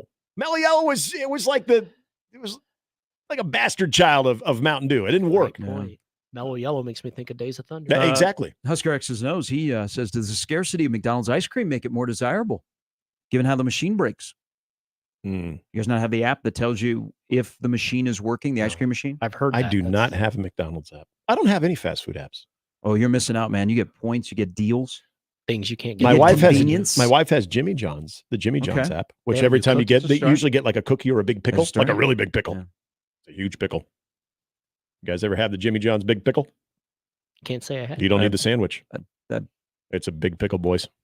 just focused on that ice cream cookie. With your cheese sandwich. Yeah, the pickles, mom and dad are very proud of that pickle. Yeah, there is something about the mystery of the McDonald's ice cream, and if you're going to be able to get it from a particular store, if the machine is broken. So is that why you go? You're wondering if today's your lucky day? Well, no, he says it's on the app. Ooh. Oh. Drive-through Diet Coke from McDonald's and an ice cream cone? Man, it's like heaven. I could see that being a good day. Yeah. If you're into that type of thing. Be good for on a Monday when it's be 87. So I know, Coach Cook, what you're trying to do. You're trying to show off the 1890 hat. I was fascinated by the ice cream cone. And that's the takeaway here. Apparently more people were. We need to donate But to Runza. I think it's so. Did he have so a breakfast Runza? No. As more people, are now knowing how the athletic department is going to tie in with the NIL compared to the past. The first time that Rule wears something. Now, Hoiberg's not a hat guy, but he'd be like a quarter zip guy. But the first time Rule wears something in public, that's when you'll go, whoa. But it's a movement. I mean, it's changed. It's definitely a 180 from past relationship. 'Cause you would never see these coaches embracing the gear, or let alone the athletic director. The significance of a John Cook 1890 hat and then a major staple of Nebraska and Runza, and connecting the two entities. It's almost like you're trying to say, hey, when you think of Nebraska athletics, because they're a you think corporate. of Valentino's, Runza, and 1890. They're a corporate partner, right? Yep. Based in Lincoln. Mm-hmm. So it's almost saying, hey, the traditions at the University of Nebraska Athletic Department is Runza, Valentino's, and 1890. I see what he did there. Makes sense. It's smart. Smart marketing. It's been good to volleyball as well. All right. We will talk some baseball because it was a mixed weekend for Nebraska and Creighton, a good weekend for Omaha, and a huge game tomorrow night between Creighton and Nebraska. The RPIs are still pretty good. Nebraska's 16 this morning. Creighton is 46. And D1 baseball is going to put out another field of 64 midweek. Mm-hmm. Will Nebraska and Creighton both be in it? We'll discuss their weekend. More on football, and get in early, get in often if you've not already bought stock on Riley Van Poppel. But I do want to mention we had back-to-back sad news in the Nebraska football family. Kenny Wilson, who played running back for Bill Callahan, passed away about a week ago. And, Kenny, probably his career did not go where he wanted to at Nebraska in his brief time in Lincoln. But post-career, anybody that interacted with him, great guy, loved Nebraska. But a brief illness, and Kenny passed away. The one that really hit me this weekend, because I was lucky enough with my involvement with the Lincoln Stars to get to know Dan Penzick. And if anybody knows Dan, and he was a lineman at Nebraska, and it's just really, really a sad story because his son Cole, who played football at Nebraska, lost his life last year in a car accident. And Dan had the hugest heart. He had a great personality, And again, when I first met him, I didn't know him as a former Nebraska football player, but if you saw him either in person or he loved slow pitch softball playing in Lincoln. Cole went to Lincoln Northeast. But Cole played hockey and was pretty good until he became kind of too big to play hockey. But Dan had this special relationship with the Lincoln Stars and was a season ticket holder, and he was always there. And that's how I got to know him. And man, what a great, great guy. Huge heart, would do anything for anybody. Love Nebraska. All of those guys from his era that were linemen all kind of hung together. And just got a text yesterday that he had passed away at the age of 65. And God dang it. What a fun person. Great, huge heart. Love Nebraska. And just a tragedy for that family. They lose a son and now and they've lost a father in the last year. Yeah. And not knowing Dan. And I didn't really get a chance to know Cole, but when Cole passed away, he had spent a lot of his post-playing time in Columbus. And so a lot of folks that I'm in still real good contact with and that are good friends that had a chance to really interact with Cole. And, to a large extent, too, the Pensick family couldn't say anything negative about them. And you think of that tragedy, too, what the parents must have been feeling when you have to bury your son. And then a year later, you go through that heartache within the family. Just, it's unimaginable, man. It's awful. Gary Sharp, Nick Handley, and Jimmy Chavez. Mornings with Sharp and Handley. Weekdays 6 to 10. On 1620 The Zone and 1620thezone.com. The Connor Happer Show. Basketball is better than football. It's time to finally admit it to ourselves. The state has brainwashed you for years and years and years. Football this, football this. We have to talk about all these football topics. Who's going to be the fourth string running back this year? I'll never know. Does it matter? No, it doesn't. You ever notice how we're so happy right now and we haven't talked about football in weeks, Josh? Weeks. The Connor Happer Show. Weekdays from 10 to 2 on 1620 The Zone. Your Omaha area forecast from the Godfather's Pizza Weather Center and KETV News Watch 7 on 1620 The Zone. Warm and windy for Monday. Expect southeast winds gusting 20 to 30 miles per hour throughout the day with mostly to partly sunny skies. Highs will top out in the mid to upper 80s. Chance for a few isolated showers and storms in the evening. More widespread storms expected Monday night into Tuesday morning. Some could be strong to severe. I'm meteorologist Sean Everson from KETV News Watch 7. 1620 The Zone. Traffic. From the Pyramid Roofing Time Saving Traffic Center. It's been a quiet Monday morning in the Omaha Metro with no accidents or delays reported. There's still a disabled vehicle on the eastbound I-80 exit ramp to northbound 13th Street. Traffic flow is smooth sailing at the moment. I'll keep you updated throughout the morning once traffic starts picking up. Enjoy the warm weather and be sure to buckle up and drive safe out there. I'm Joey Colbert. Time-saving traffic is brought to you by Pyramid Roofing. If you've seen the white trucks with Rufus, the spotted dog, then you know about Pyramid Roofing. Spring's almost here. Replace your siding, windows, roof, or gutters. Call Pyramid Roofing at 402-502-9300 or visit PyramidRoof.com. Never settle for less. How powerful is Cox Fiber? Powerful enough to let your band members in Vegas, Phoenix, and Omaha jam like you're all in the same garage. Introducing Cox Fiber from the company with the fastest download speeds 8 years in a row. It's internet built for tomorrow, today. Cox, always building better. Limited availability in select areas. Speeds vary and are not guaranteed. Cox terms and other restrictions may apply. Analysis by Ookla Speed Test Intelligence in Las Vegas, Omaha, Phoenix. Fixed median download speeds Q2 2016 to Q3 2023. I have never seen this before. Hi, John with Saul's Jewelry and Loan. The price of gold is the highest it's ever been. Now is the time to get the best price on your broken jewelry, chains, and diamond jewelry. Saul's has been around a while, and trust us, now's the time. Saul's Jewelry and Loan. Some people just know the best rate for you is a rate based on you with Allstate, not one based on Carol. She's more focused on hitting a high note than the car in front of her. Why pay a rate based on anyone else? Get one based on you with DriveWise from Allstate. Not available in Alaska or California, subject to terms and conditions. Rates are determined by several factors, which vary by state. In some states, participation in DriveWise allows Allstate to use your driving data for purposes of rating. While in some states, your rate could increase with high-risk driving. Generally, safer drivers will save with DriveWise. Allstate Fire and Casualty Insurance Company and affiliates, Northbrook, Illinois. Hey, baseball fans, join the Blur Tailgate at Hilton Omaha this June for our 12th annual hospitality event during the College Baseball Championship Series. Book an experience for your clients or employees with an inclusive bar, buffet, TVs, music, and tailgate games. Secure your spot today and let Blur Events take care of all the work so you can enjoy the day. Plus, we're just steps away from Charles Schwab Field. Visit blurevents.com to book your group, buy tickets, or learn about sponsorships. That's blurevents.com, your college baseball and football tailgate destination. I want to learn how to cook, but I keep ordering takeout. I plan to rearrange my closet, but I stopped after picking the clothes up off the floor. Accomplishing goals is hard, but when your goal is to learn a new language, Babbel makes it easy. In just 15 minutes a day, Babbel's award-winning language learning app will help you start speaking another language. Start having conversations in as little as 3 weeks. Comment tu t'appelles? Comment tu t'appelles? Vous êtes où? Vous êtes où? Babbel's bite-sized lessons make it easy to learn words and phrases you'll actually use. So when someone asks, "How's your French going?" you can say, Babbel est amusant et facilite grandement l'apprentissage d'une nouvelle langue. Et cela ne prend que 15 minutes par jour. when you want to really learn another language, it starts with Babbel. Babbel, language for life. Celebrating 10 million subscriptions sold. Now try Babbel for free at babbel.com.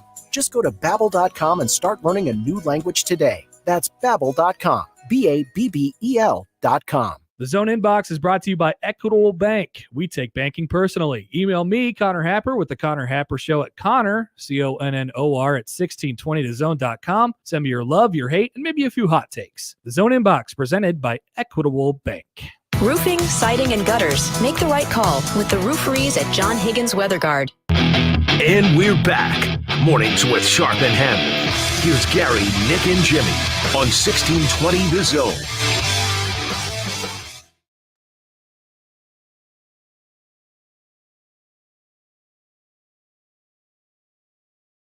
All right, happy tax day. Did you get any word yet? No. You wait. I will not find out until I'm off the air. You're going to sit down and maybe pour yourself a glass of bourbon and take the news? No, you know what? Last year I got good news. I was just like, yeah, last year went okay for you. Yeah, I remember you being worried, and then you're like, oh, okay. This is the best year, best news year I've had, because anytime I don't owe more than $1,000, I'm pretty excited. So it was much less than that. In fact, got a little. Now you're moving into the bougie area. Got some in, shekels back. Bennington. Yeah, I'm going to need that. Don't be in a hurry to grow out, kids. We're about 2 months away from the College World Series. I don't think our friends at LSU are going to be here. Mm-hmm. So LSU got swept by Tennessee over the weekend. They are 3-12 in the SEC. Yeah. LSU. Now they lost some dudes on the hill, and they lost their pitching coach, who was the head coach at Georgia. Mm-hmm. But they are 3-12, and if the SEC tournament began today, LSU would not be in the field to go to Hoover. Now, here's some bad news for everybody that wants to be mad about absolutely nothing today, or you have every right to be mad. I think 2 weeks from today. I don't even know when the College World Series begins, but about 2 months from now. Okay, I was like, it ain't 2 weeks from today. Or 2 months from today. 2 months from today when the College World Series begins. I think those guys from College Station are going to be here. Yep. So Texas A&M probably this morning will be the new number one team in college baseball. Yep. They swept Vanderbilt over the weekend. You know what that means. We're going to see them. You know what that means. Yep. Just saying. Invite them to your tailgate parties. Yeah. I don't know that's going to be happening there. No. Come on. No. And on that note about hold on here. Another team, by the way, while you're looking at I do not have a friend request from. No? It was a fake one? Oh, thank you. Thank you. Going from Eric Chenander too? No, this is back to getting the band back together. I have to admit that did kind of throw me off. You're really active on Facebook. You don't typically show me your phone during a conversation. When you showed me that was. But it's not a suggestion; it's a request. That's a request. Yeah, it's not like, hey, you might know this guy. Thank you to Daniel into the Equitable Bank inbox. The discussion about John Cook wearing an 1890 hat his son took a picture with Coach Rule on the streets in downtown Lincoln on Saturday, and Matt Rule is wearing an 1890 hat. Okay. All right. It's happening. That's going to be a hot commodity now. Now, here's the next part of this Are question. they selling these hats? I think they're going to have to. I don't. Yeah, they have a store. Okay. They have a store on their website. It's going to be popular now. Will there be 1890 advertising in Memorial Stadium in prevalent spots? Oh, yeah. I dudes are wearing hats. Guarantee it. Remember the billboards? But will the university just give them that inventory instead of charging them? Ooh, that's a good question. It would make sense to do so, right? Because as a partnership, yeah, bet you benefit me, I benefit you. Absolutely. If you're going to completely go against the previous push of trying to be able to take NIL in-house to where you're saying, nope, we are going to do this thing hand in hand, why wouldn't you do that?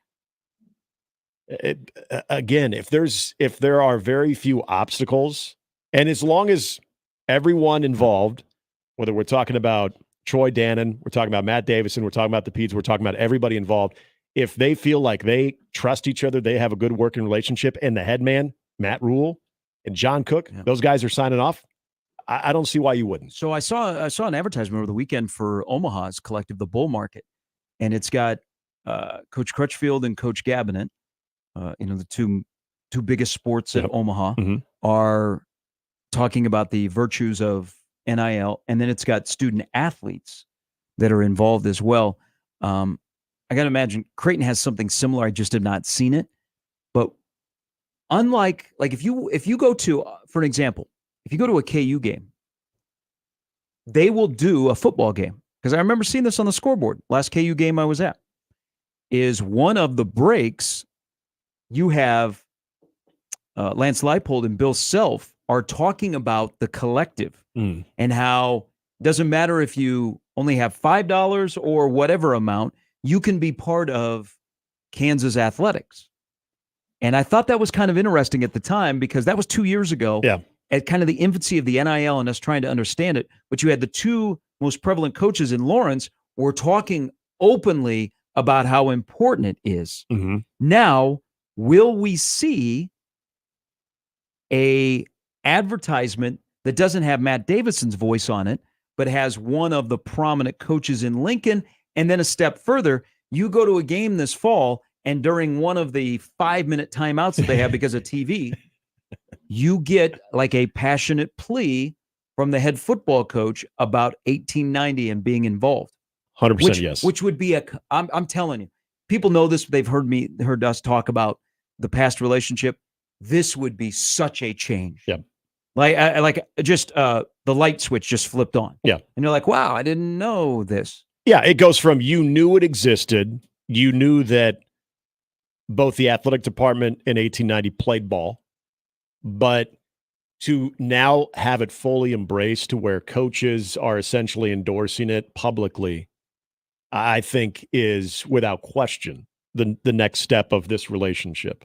And I think, I honestly, full disclosure, I think it's the right thing to do. Now, will you see, because I see this with Omaha, will you see athletes wearing the gear? I think you will. Oh, Dylan's already got a hat ready to go. Yeah, and time suffices. Think about this, guys. Now, that actually may be more impactful to the average fan than the head football coach is the starting quarterback wearing gear. Especially if it's cool gear. If it's like, damn, I could wear that. Good on them. That would Good look for them good. for doing No, this. think about this, guys.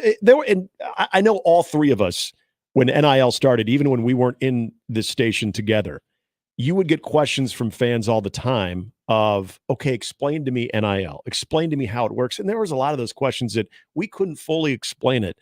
And there was always, I felt, a narrative that because you'd hear enough coaches throughout the country, not necessarily Nebraska, but throughout the country that would speak about it reluctantly or talk about, yeah, I'm not a fan, but it's not going away anywhere anytime soon. So I gotta play ball. I think if you had some type of, whether it's a PSA spot or even some type of sit down with media members where you have some of your most prominent coaches at University of Nebraska, and two that we just mentioned right there. You get Fred involved in that. You get Amy Williams. You get coaches that are recognizable, that are all embracing 1890, especially from the direction of their new athletic director, where you have a sort of open forum or panel of each coach talking about the benefit of it and explaining how it works, the best way that they know how it works to the fans itself.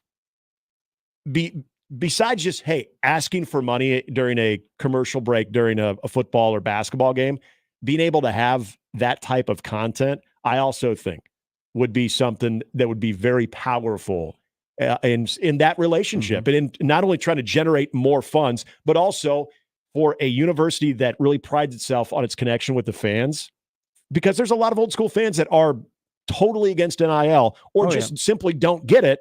Now you have the coaches, though, that you really support, the coaches that you really back.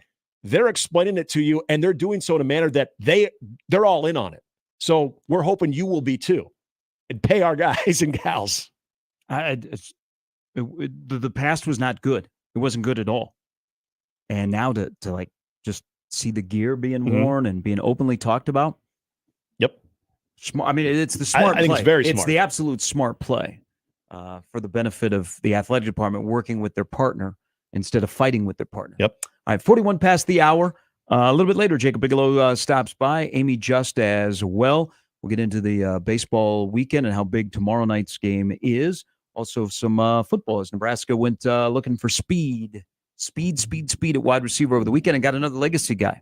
It says a lot when players that played here trust the coach to send their kids here. Well, Tim Carpenter chose, or his son, Jackson, chose Nebraska over KU. I thought KU was in a good spot for a while. What? Or football school? How's that happen? Nebraska football went down to your state there, Jimmy. It just did havoc back to back. Man, those two Big 8 Titans just going at it. Play on the field. Let's go. Home and home. There's your spring game right there. Yeah. It's mornings with Sharp and Handley and Jimmy on 1620 The Zone. Hey, the premier provider of men's fashion, Omaha, Lindley Clothing. You don't have to look anywhere else at 132nd and Dodge in the Linden Market. From suits to jeans, they got you covered. The latest styles, they are there. And the Game Changer, a partner of Lindley Clothing right next door, is well suited where it just looks like spring. The colors pop. Now, I've been telling you that they've been dressing men for decades to get the look and the feel that you need. And what they've done for my fit, let me relay a message. John always tells me this. He said, why do people rent a suit? Why not buy a suit? We have suits at affordable prices, great brands, $199. This is from Ted. He said, I've heard you talking about Lindley Clothing. I was there to buy a tie maybe 5-6 years ago. Decided that with my son, who is going to graduate and will have special banquets coming up, that we needed a suit for our son. So we took our son into Lindley Clothing, and they couldn't have been better in the service and the style that they picked out. And also the on-site tailor was a game changer. Thank you very much. All of that, they can take care of you at Lindley Clothing, and well suited, conveniently located in the Linden Market, 132nd and West Dodge. More with Gary and Nick after this on 1620 The Zone. Big names, big games. We've got them all. 1620 The Zone. J-Tech Construction, the official exterior experts of the Huskers, offers exterior solutions that help you protect your number one investment. Whether it's roofing and siding or windows and doors, they're committed to excellence, quality, and outstanding customer service in every step of the process. When it's time to protect the exterior of your home, your choice is simple. Turn to who the Huskers turn to, J-Tech Construction. Check them out online and schedule a free estimate today. J-Tech Construction, the official exterior experts of the Huskers. News Talk 1290 Coil is your radio home for Omaha Storm Chasers baseball, proud AAA affiliate of the Kansas City Royals. Tune in to hear every pitch, every hit, and every out as the Chasers play at Warner Park and across the International League in 2024.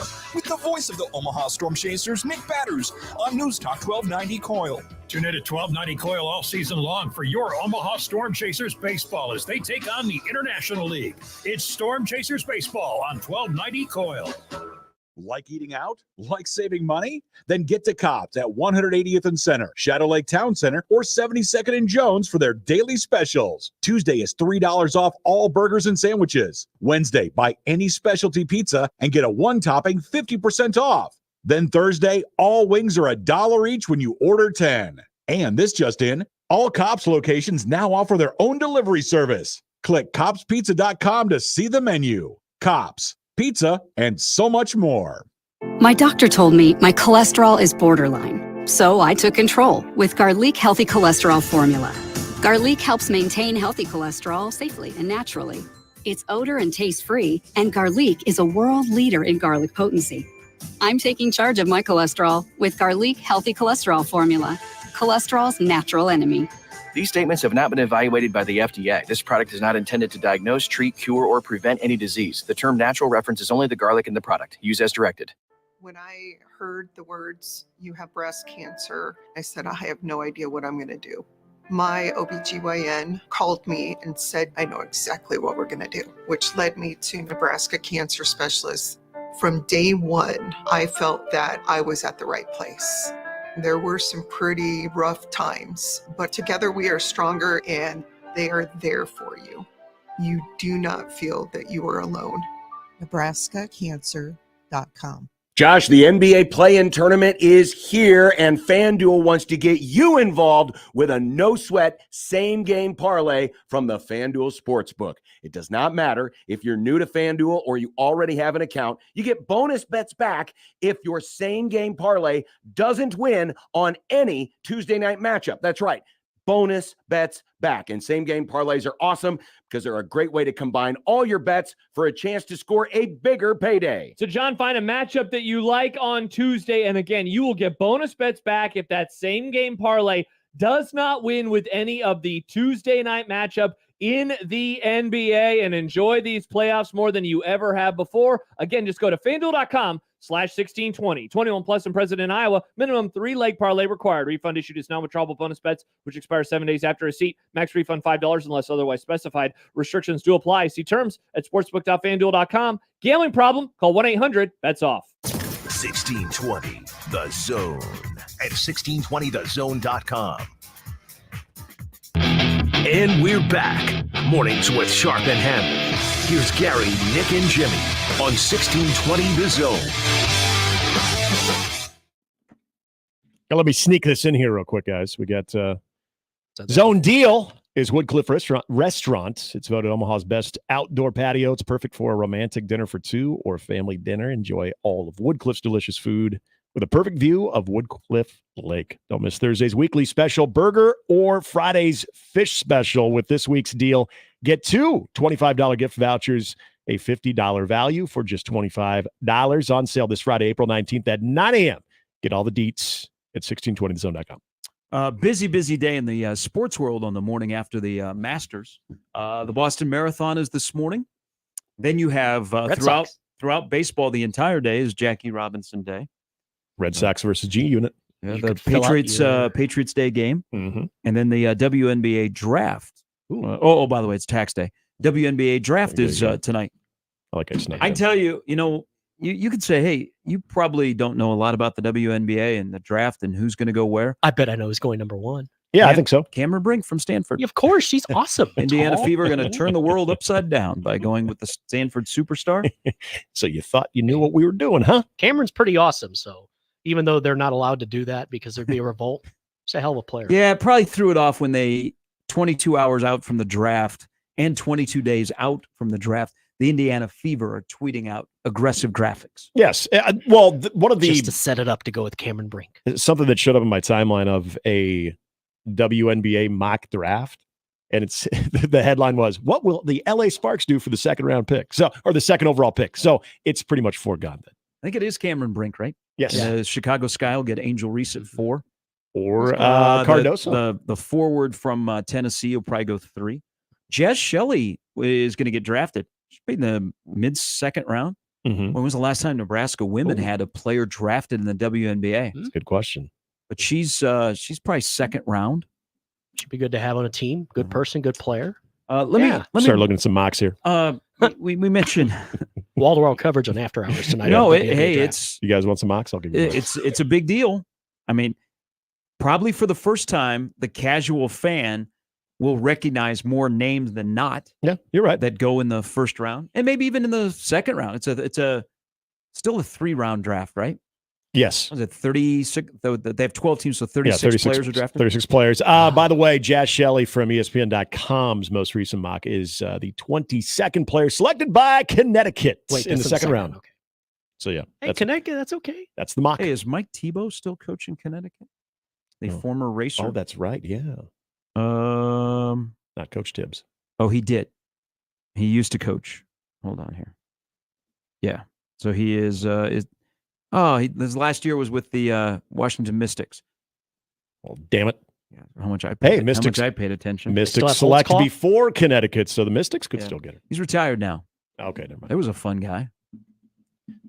Who is more well-known to Omaha racers? Tim Legler. Well, I was going to say Tim Legler. 1996 three-point champion Tim Legler, Kevin Kugler, Steve Ronspies. Those are the three most Good. and then Mike Tebow. Yeah. The four most, and Bart Kofod.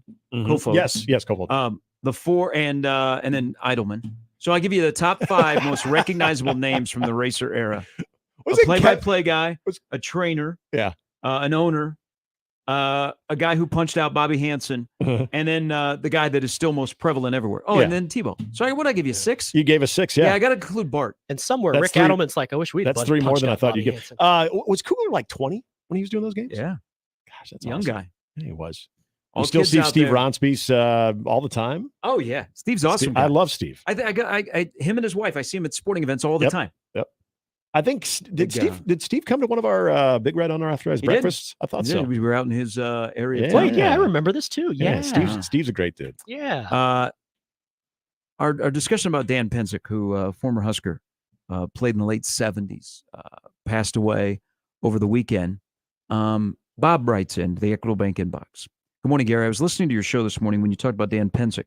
Dan was a great friend of my brother and myself. We first met Dan playing slow pitch softball when he played for Terry's Paint from Columbus, and I played for El Toro's Lounge out of Crete. We played many of slow pitch softball games against each other, and eventually we all played on the same team and played many games during the summer. As I got into my teaching career, I stepped away from the game, but whenever I ran into Dan, he always took time to talk and ask what and how I was doing. When Sue was playing in Nebraska, my children were big fans of his, and I asked Dan if it would be possible to get some jerseys autographed for Christmas. Dan didn't hesitate to help me with his quest, as he had Cole get the jersey signed. He joked with me if I wanted me to have him sign the jerseys also, as it was the number he wore while he played at Nebraska. My kids are married now, but will still cherish those jerseys as the man who got them signed for them. My heart breaks today as I lost a great friend who helped give me some great memories. Yeah, thanks for sharing that, by the way. The Huskers and his family and slow pitch softball. Yeah. I heard more stories about Dan and slow pitch softball. Yeah. And when I first met him, he was in the hockey world and was at the ice box there. Big Dan was going to be there, and his love of the sport. God dang. 65 years old. Dan passed away. It's too young. Coming up a little bit later, Jacob Bigelow will stop by, Amy Just as well. The news of the morning, we were scheduled to have a cool announcement for Frankie Fiddler at the top of the 8 o'clock hour, but he did inform me late last night that he is delaying his decision. Again, this was the day that he had been targeting. Actually, he had targeted this day before the Portal Combat dead period this Monday, but after returning from Michigan State on his official visit, he is still undecided on what he is going to do, but his 4 schools that were his 4 only schools that he was considering before he went to East Lansing are still the 4 schools that he is considering. So there'll be no decision from Frankie today. I am not sure when it will happen, but he has assured me that when he's ready, he'll let me know. I said, well, I can't just break into programming at 2 p.m. You just knock John out of the way. Just, maybe I feel like you should. Maybe between 6 and 10. So if he would want to come Nick, in, there's a phone call. Answer it. If he'd want to make this announcement in person, you just usher in the studio and say, guys, sorry, I need you to give me a couple of mics here. And then you interrupted. That's... Josh, Troy Aikman is in the upstairs office. What? Guys, they brought cookies. So I don't know what what his next step is. We are providing him with just a place to announce it. That's awesome, though. Not of a, hey, you know what games are carried on here? You know where I went to school. Westwood You know what games I do. Do you have to can you break into coil programming? Just break into coil programming. I don't care. I was listening to stuff about the election. I don't know who this. You do that on an election year? How dare you? I don't know who this Frank is. They were right in the middle of talking about where they were on January 6th, and you got this guy named who? It's Mornings with Sharp and Handley on 1620 The Zone. Who are you that are going to all these events? Yes, you want to go to your next event, whether it's sports, concert, or something else, look no further than my good friends at Tickets for Less to get you hooked up. They've got transparent upfront pricing, top-notch customer service. You know they're right here in Omaha, located 145th and West Center, and you'll always be getting the best deals, plus zero, and I mean zero per ticket fees when you check out. You can give them a call today, 402-398-1999, or it's better, either download the Tickets for Less app or go to their website, ticketsforless.com. Now, when you, by the way, download that app, you just register, you get 10% off, or even better, when you go to ticketsforless.com and you get your order. Maybe you want to go see the Indigo Girls. They're in town tomorrow. Yeah, that's right. Everybody just perked up. Tickets for Less could be your hookup. And when you go to ticketsforless.com, don't forget to use my promo code THEZONE at checkout. Mornings with Sharp and Handley returns in minutes on 1620 The Zone. Live from the Host Coffee Studio, this is 1620 The Zone.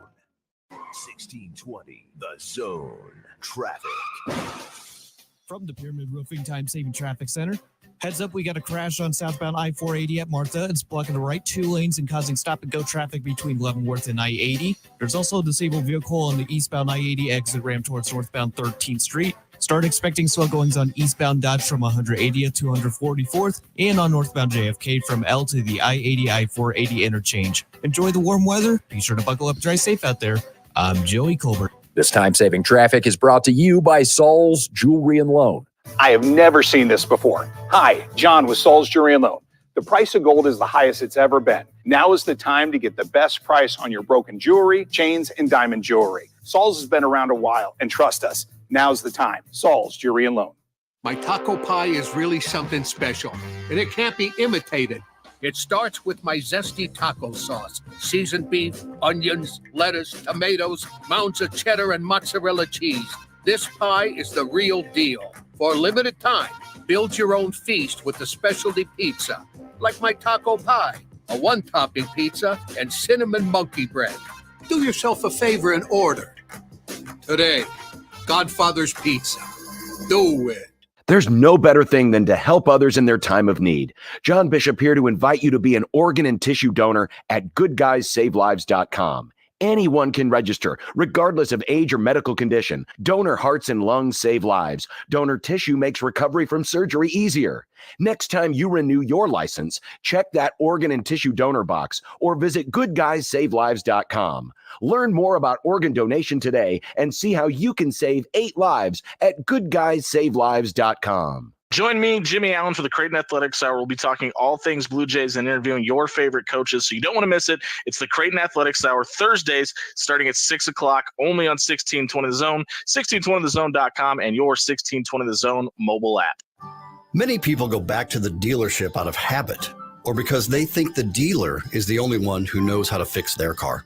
At Omaha Car Care, we offer a better option. We have ASE certified technicians, the technology to service any vehicle, and free loaner cars. The dealer will sell you a package of services.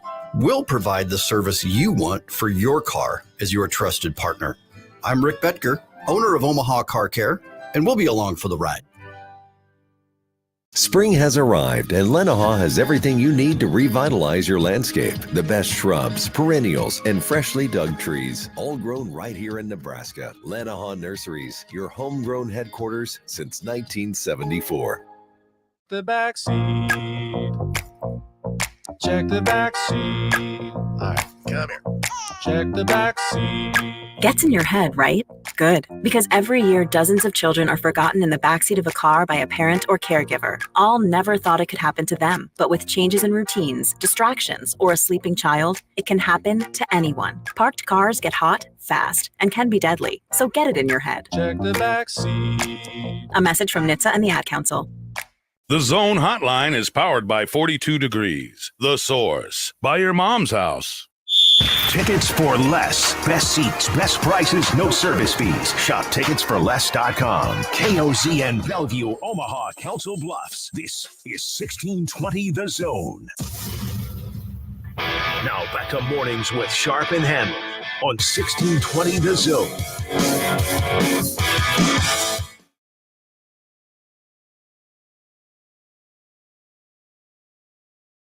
I got a soccer question. So, all right. Michael Severe, go earmuffs here. I'll join Michael. So I saw the pictures from, and this may not be directed to either one of you. This is just Okay, a good. general question. So Messi and Inter Miami were in Kansas City. Yes. And so Sporting KC moved their match to Arrowhead. Yeah, so a and lot they of had people- 70,000 people there. Friends of mine on Instagram were there. It looked cool. Yeah, I knew a lot of people attending that, and honestly, Because that was their original home, right? Mm-hmm. Before they built their stadium out in Kansas. I think Messi scored. That's a big deal for those who like that kind of thing. A lot of the MLS teams I know used a lot of the city football fields before they actually had their own stadiums. I am not a soccer fan whatsoever. That would be an event, if it worked out in my schedule, that I'd want to see, because I like seeing generational type talent, regardless of what the sport is in my interest level. 72,000, it's got to be fun. Whether you see Messi or not, I think I'm World Cup. locked in for the World Cup in KC. I want to go to KC for that. I do too. I just want. I'll just go to the Power and Light. Just take the show there. But what is? Oh no, you got to go to it. If I can get in, you'll get it. That's gonna be a tough ticket. Well, you start now. You got till 26. Tickets for less. Tickets for less. Hook me up. Promo code zone. Is there an equivalent in American sports of Messi, where fans are so like, oh my gosh, there he is, that you would run on the field during their competition to take a picture with him? Because they had to stop the match yesterday or Saturday night. There was a fan that got on the field that just wanted a selfie with him during. Mm-hmm. Now they stopped like two other fans. Is there an equivalent in American sports of Messi that could single-handedly draw the kind of attention that he has drawn with Inter Miami and wherever they play? Just because it's almost impossible to pull it off, you wouldn't see it. But I think Tiger was that way. I think Tiger was. I judge it as if you see the person in public and you just stop everything you're doing. You're on the phone with your friends, or you're taking pictures as much as you can because you just saw that person. Or when you're at that event and you see them, and it's almost like a religious experience. I think That's the best way to describe. Like I see the Yeah. reaction to Messi. Yeah. It's like a religious experience. Yeah. I think Tiger had that type of impact, probably more locally in the States. I don't think worldwide. Messi's got that worldwide. It's so tough to come up with a comparison because of the global reach of the sport of soccer and how Michael popular it is. Jordan at his peak. Yeah, I would say that's a good one. The elite of all the elites, and it's a rare group. I keep trying to think of baseball. Like Ohtani, I don't think he doesn't have that type of lure. It's you see Ohtani and you're like, damn, this is pretty cool. But I don't know if it gets into that upper echelon of, again, a religious type experience. I mean, it is amazing. And I know it's a worldwide sport and he is a worldwide star. But he kind of, I mean, it's on a much, much smaller scale. It's like the Caitlin Clark effect where teams are moving to larger venues. Yeah. Sporting KC moves to Arrowhead so that they can have, 58,000 Right. more people be able to watch Inter Miami play. It's a perfect day. John just mentioned Muhammad Ali. That's one that you would go. Okay, yeah. Doesn't matter what the price word is done. Now, There. now what we're basically saying here a good is Michael Jordan because of the Olympics, Mhm. and then Muhammad Ali were worldwide stars. So they would generate that kind of a reaction. Well, and I feel like the NBA has more of a global presence than even the NFL's done a great job of expanding that product. We're just so the Dream Team football did that. crazy here. But yeah, you're right. With basketball, the Dream Team, and We lived how it. cool it was that, again, baseball, it's sort of apples and oranges when it comes to that. But maybe left the blackout rules to start, but true. Let people watch the damn game. Like I keep bragging about now having MLB Network. I love it. I don't care who's playing. I'll watch. I think that's where And that's why I go back to Tiger. My appreciation for him now is so much greater than it was in the moment. Because it almost became boring because he was so dominant. And I know Messi has that same type of impact where his actual talents is so dominant that you probably take it for granted. But when you are still at the peak and people gather in masses to watch you, I think those are 4 great examples between obviously Messi and then talking about Tiger, but I think Michael Jordan, you make it a pilgrimage to see if it's anywhere close. I mean, within driving hours of 6-7 hours, hell, maybe you're taking a big flight. You want to see that. I can imagine if I was alive and had a chance to see Muhammad Ali box, like the closest thing to me growing up was must-see was Mike Tyson, but I don't think it had that type of impact.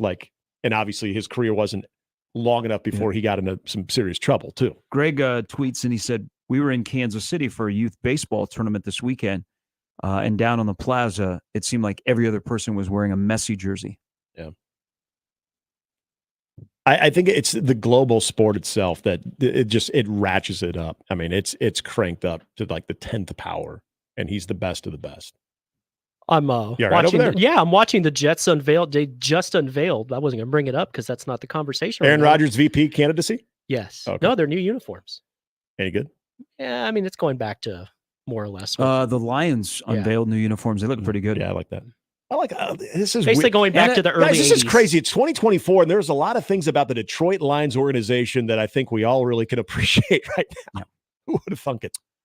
Little story over the weekend with everything going on that kind of went under the radar, but is a big deal for him is Jalen Courtney Williams is returning back to the South. So young, up-and-coming assistant coach under Mac, who has been here for, what do you get here, 21?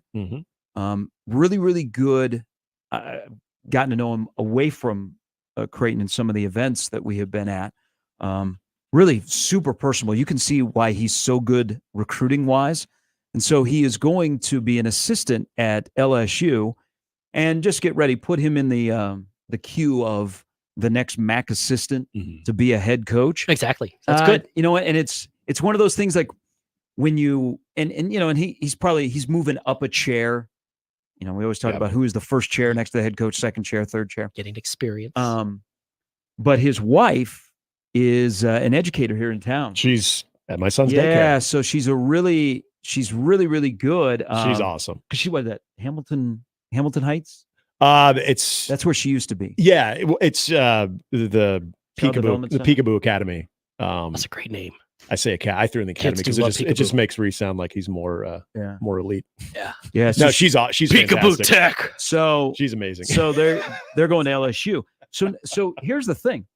Like if you are an assistant coach in college basketball, one, you're looking at a Big East program that carries itself. It is a basketball program. Yeah. So it's a big deal. You're thinking, man, I'm a young coach. I'm a late 20s, early 30s, and I would love to be a head coach. Aren't you walking to Omaha to get an interview with Mac? Absolutely you are. It's a good place. 87 yesterday. Great place to live. See, I don't think the replacement will be that hard because Mac has shown us his staff has turned over. And if you go back when Jalen Courtney Williams got here, they had kind of a big turnover that year. And now those guys are going on to either be an assistant coach at a fellow Power 6 or go and be a head coach at High Point. Or, you know, they just interviewed like Ryan Miller at Fresno State. I don't think finding the replacement will be that hard, but I think you got to be a recruiter. I think Mac's got the X's and O's down. Yeah. But you got to be a recruiter. You got to be able to go out and get some dudes and build some relationship and sell somebody on Omaha, Nebraska if you need to. I mean, it's easy to sell them on Creighton. Sell them on the Big East. I mean, that's a drawing card, but go, hey, we play in the Big East, but we're located in Omaha. Right. And maybe by now, Creighton is well known in the circles. They are. So I'm talking the recruiter would be like the number one, but that'll be an easy to find a replacement. And maybe could that assistant be on staff and have played recently for Mac? Mitch Ballard going to get a look here? He's been somebody that's been talked about as, okay, now it's time. Let's go get a full-time assistant job. And who's in the house I would also think the trust level is big, and obviously, who are you going to trust more than your former players? And even when Ballack was at the end of his career, was talking about wanting to be a coach too. And I remember Mac endorsing him, saying he would be a fine coach. So there's definitely a trust factor that I think would bode very well for Mitch. But then you don't have to pay to move him. I also think Mac had that's the whole part about the revolving door of assistant coaches. And this is why I think Nick Saban's always gotten applauded, is when you can lose that many coaches over time and not miss much of a beat. Clearly, you understand what you need. You understand how to identify those guys. So even from the standpoint of whether it be a Mitch Ballack or not, the appeal of Omaha and being able to coach with Mac, I think, is one thing in its own, but also his ability to identify exactly what they need. I mean, he's batting almost 1,000 when it comes to that. So it's so rare. That's another part of Greg McDermott that I don't think gets enough run, is you do lose a lot of coaches because you have such a solid staff, but you find guys year in and year out, they continue to have major contributions on the coaching staff, and then they go off and do the next best thing, and then you find the next guy. It's a little treat. And to not really miss a beat at all, competition wise, that says a lot about the head. I mean, it's an attractive. If I want to be a head coach and come here and learn for 3-4 years and then maybe get my bump to somewhere, but I got to be a recruiter. I got to get some dudes. You got to grind. I got to get some dudes. Yep. I wonder. So now that we're into this week of Portal Combat. And man, it seemed like the other day there were some big names that were going in the portal. There were a lot of decisions that were made over the weekend. Nebraska dipped their toe with a veteran from Utah. They looked at Charlotte again. Creighton could have an interesting week. Roddy Gale from Ohio State was on campus. We'll see what happens with Williams. Maybe this is the week where we get some clarification on Trey Alexander and Ryan Kalkbrenner. Because you think that I get asked, hey, what's Frankie going to do? How many people go, hey, what do you think Trey and Kalk are going to do? Wait for Frankie? Now, I don't hear as much about it as Trey as I do Ryan Kalkbrenner. Right? I just feel like more people have just assumed that Trey has played his last games at Creighton. At least that was the feeling. It's the Ryan Kalkbrenner situation that I think, at least from the people that I ever interact with, are asking more about Kalkbrenner. So you have 12 days to put your name into the NBA draft. And it'll be on the 11th day. Well, doesn't it matter? Biblical. I mean, why wouldn't you? So Hunter Salas, who is going to be, I think, is a good shot to be a first-round pick. Mm-hmm. He put his name in, retaining collegiate eligibility, which is huge. You can do it twice without a ramification. If you do it for a third time, it's my understanding that you're stuck.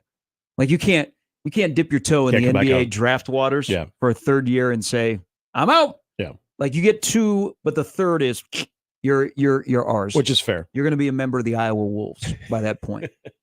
So you have until the 27th. Nice place.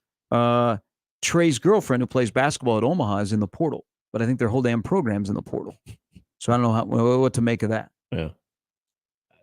Just seems like maybe this is the week. The Kalkbrenner part of it, if I had to make a guess right now, it seems like from everything that is sort of lined up, and I know it wasn't a big deal because Freddie King wasn't playing a lot. I get the feeling that Kalkbrenner may not be done. I think Trey's played his last games, and I think it could be this week, sure, but you get a little more clarity on that. But that's kind of where I see between those two that roster heading. I think it's Kalkbrenner is coming back, and I think it's Trey Alexander that's moving on. And I always felt like that's what this season was for Trey. And I don't think there was anything about the season where you would look at Trey Alexander, his overall performance, and say, oof, yeah, you probably should come back. So and I think the coaching staff kind of knew that. I think if you do get a Ryan Kalkbrenner to return, obviously you're not going to turn that down. You're going to be pretty excited about that. But I just feel like this staff was always prepared to move on from Trey Alexander, not because they were done with him, but because they just knew that was his aspiration. All right, when we come back, why is Jalen Lloyd the happiest guy in Nebraska's spring camp? He's happy. He should be. Should be happy.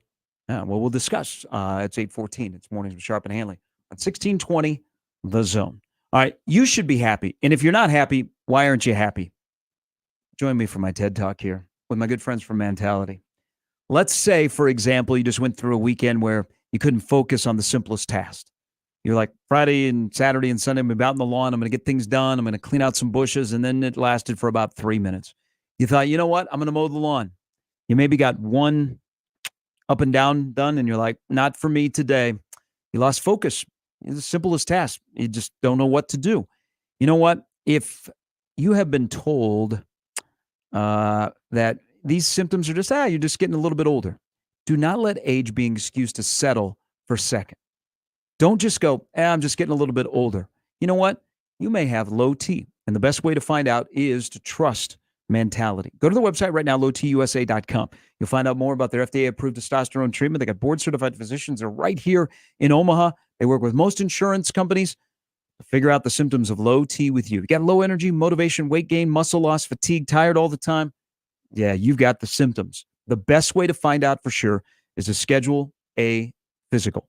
You get a consultation, complete blood panel and results. With the very first visit, the doctors will sit down with you and they will shape a plan for you to keep you healthy and in the best shape of your life.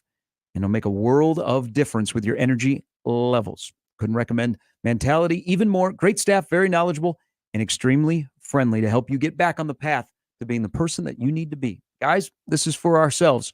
Go to lowtusa.com for more information. It is Mentality. Gary Sharp, Nick Handley, and Jimmy Chavez. Mornings with Sharp and Handley. Weekdays 6 to 10 on 1620 The Zone and 1620thezone.com.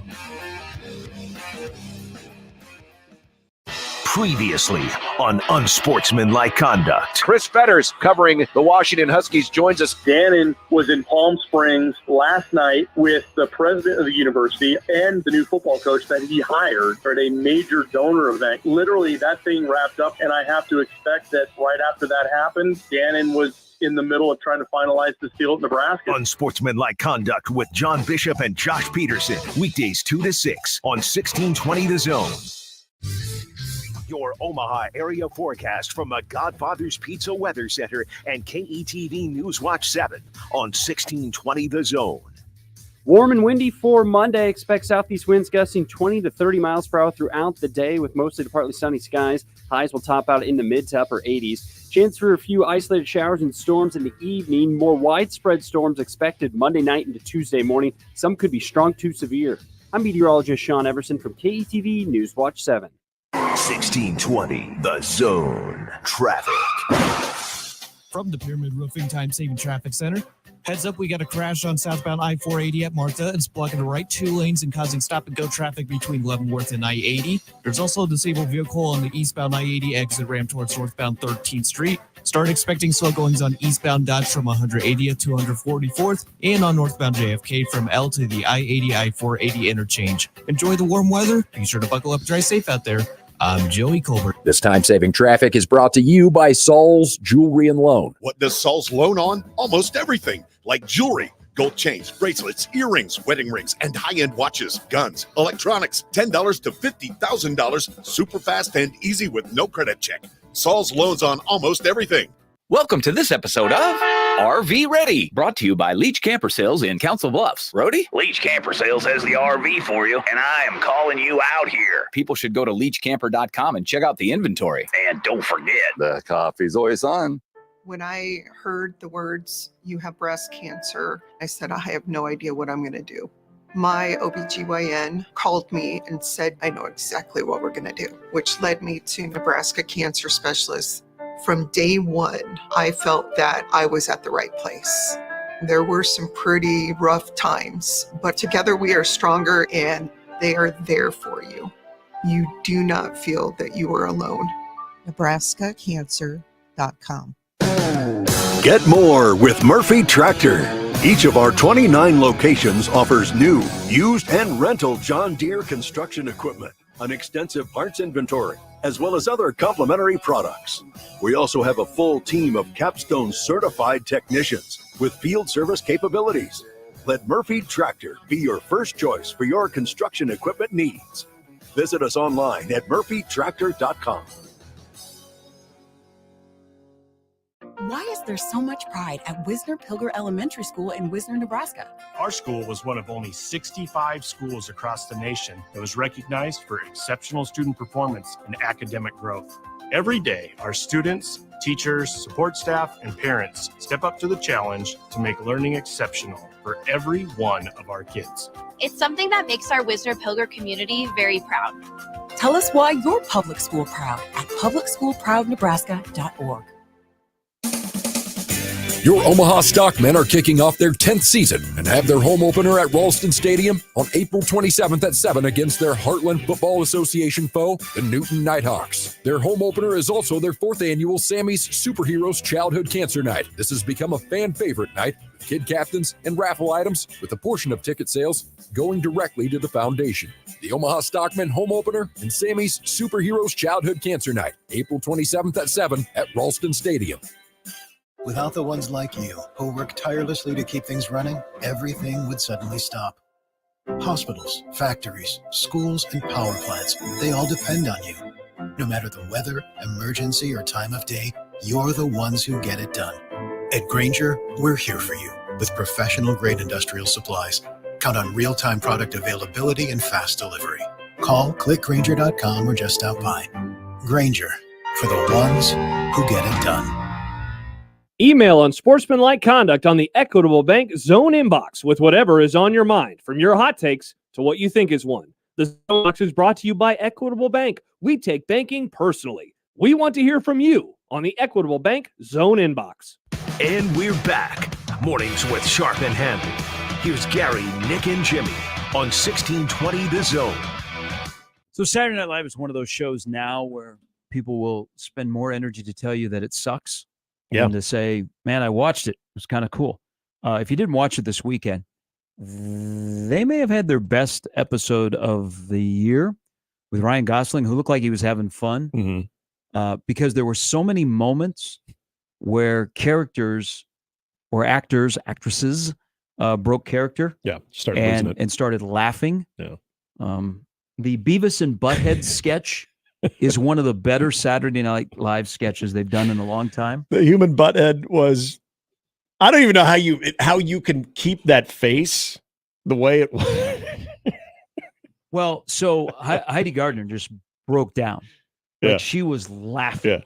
And their opening sketch, Kate McKinnon made an appearance, and she's the only one that kept it together. Yeah.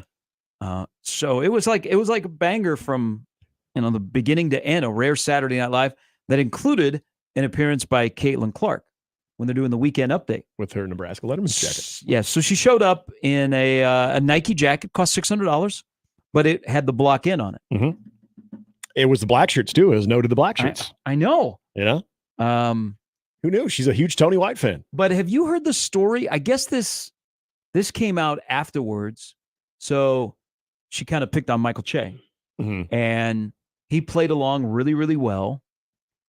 That was not supposed to be Caitlin Clark. Oh, really? So it was going to be Heidi Gardner in costume. Oh, and okay. When they rehearsed it, there was just a fill-in, so that they could just do the reads. And Michael Che knew that they were going to talk about women's basketball. Yeah. He's thinking, but it was going to be somebody who was going to play Caitlin Clark. Right. So he was completely thrown off. That's good. When Caitlin Clark, who is in New York City for the WNBA draft, came into the studio right before the skit. Oh, that's awesome. And so if you watch, his reaction when she shows up is pretty it's in the moment. Wow.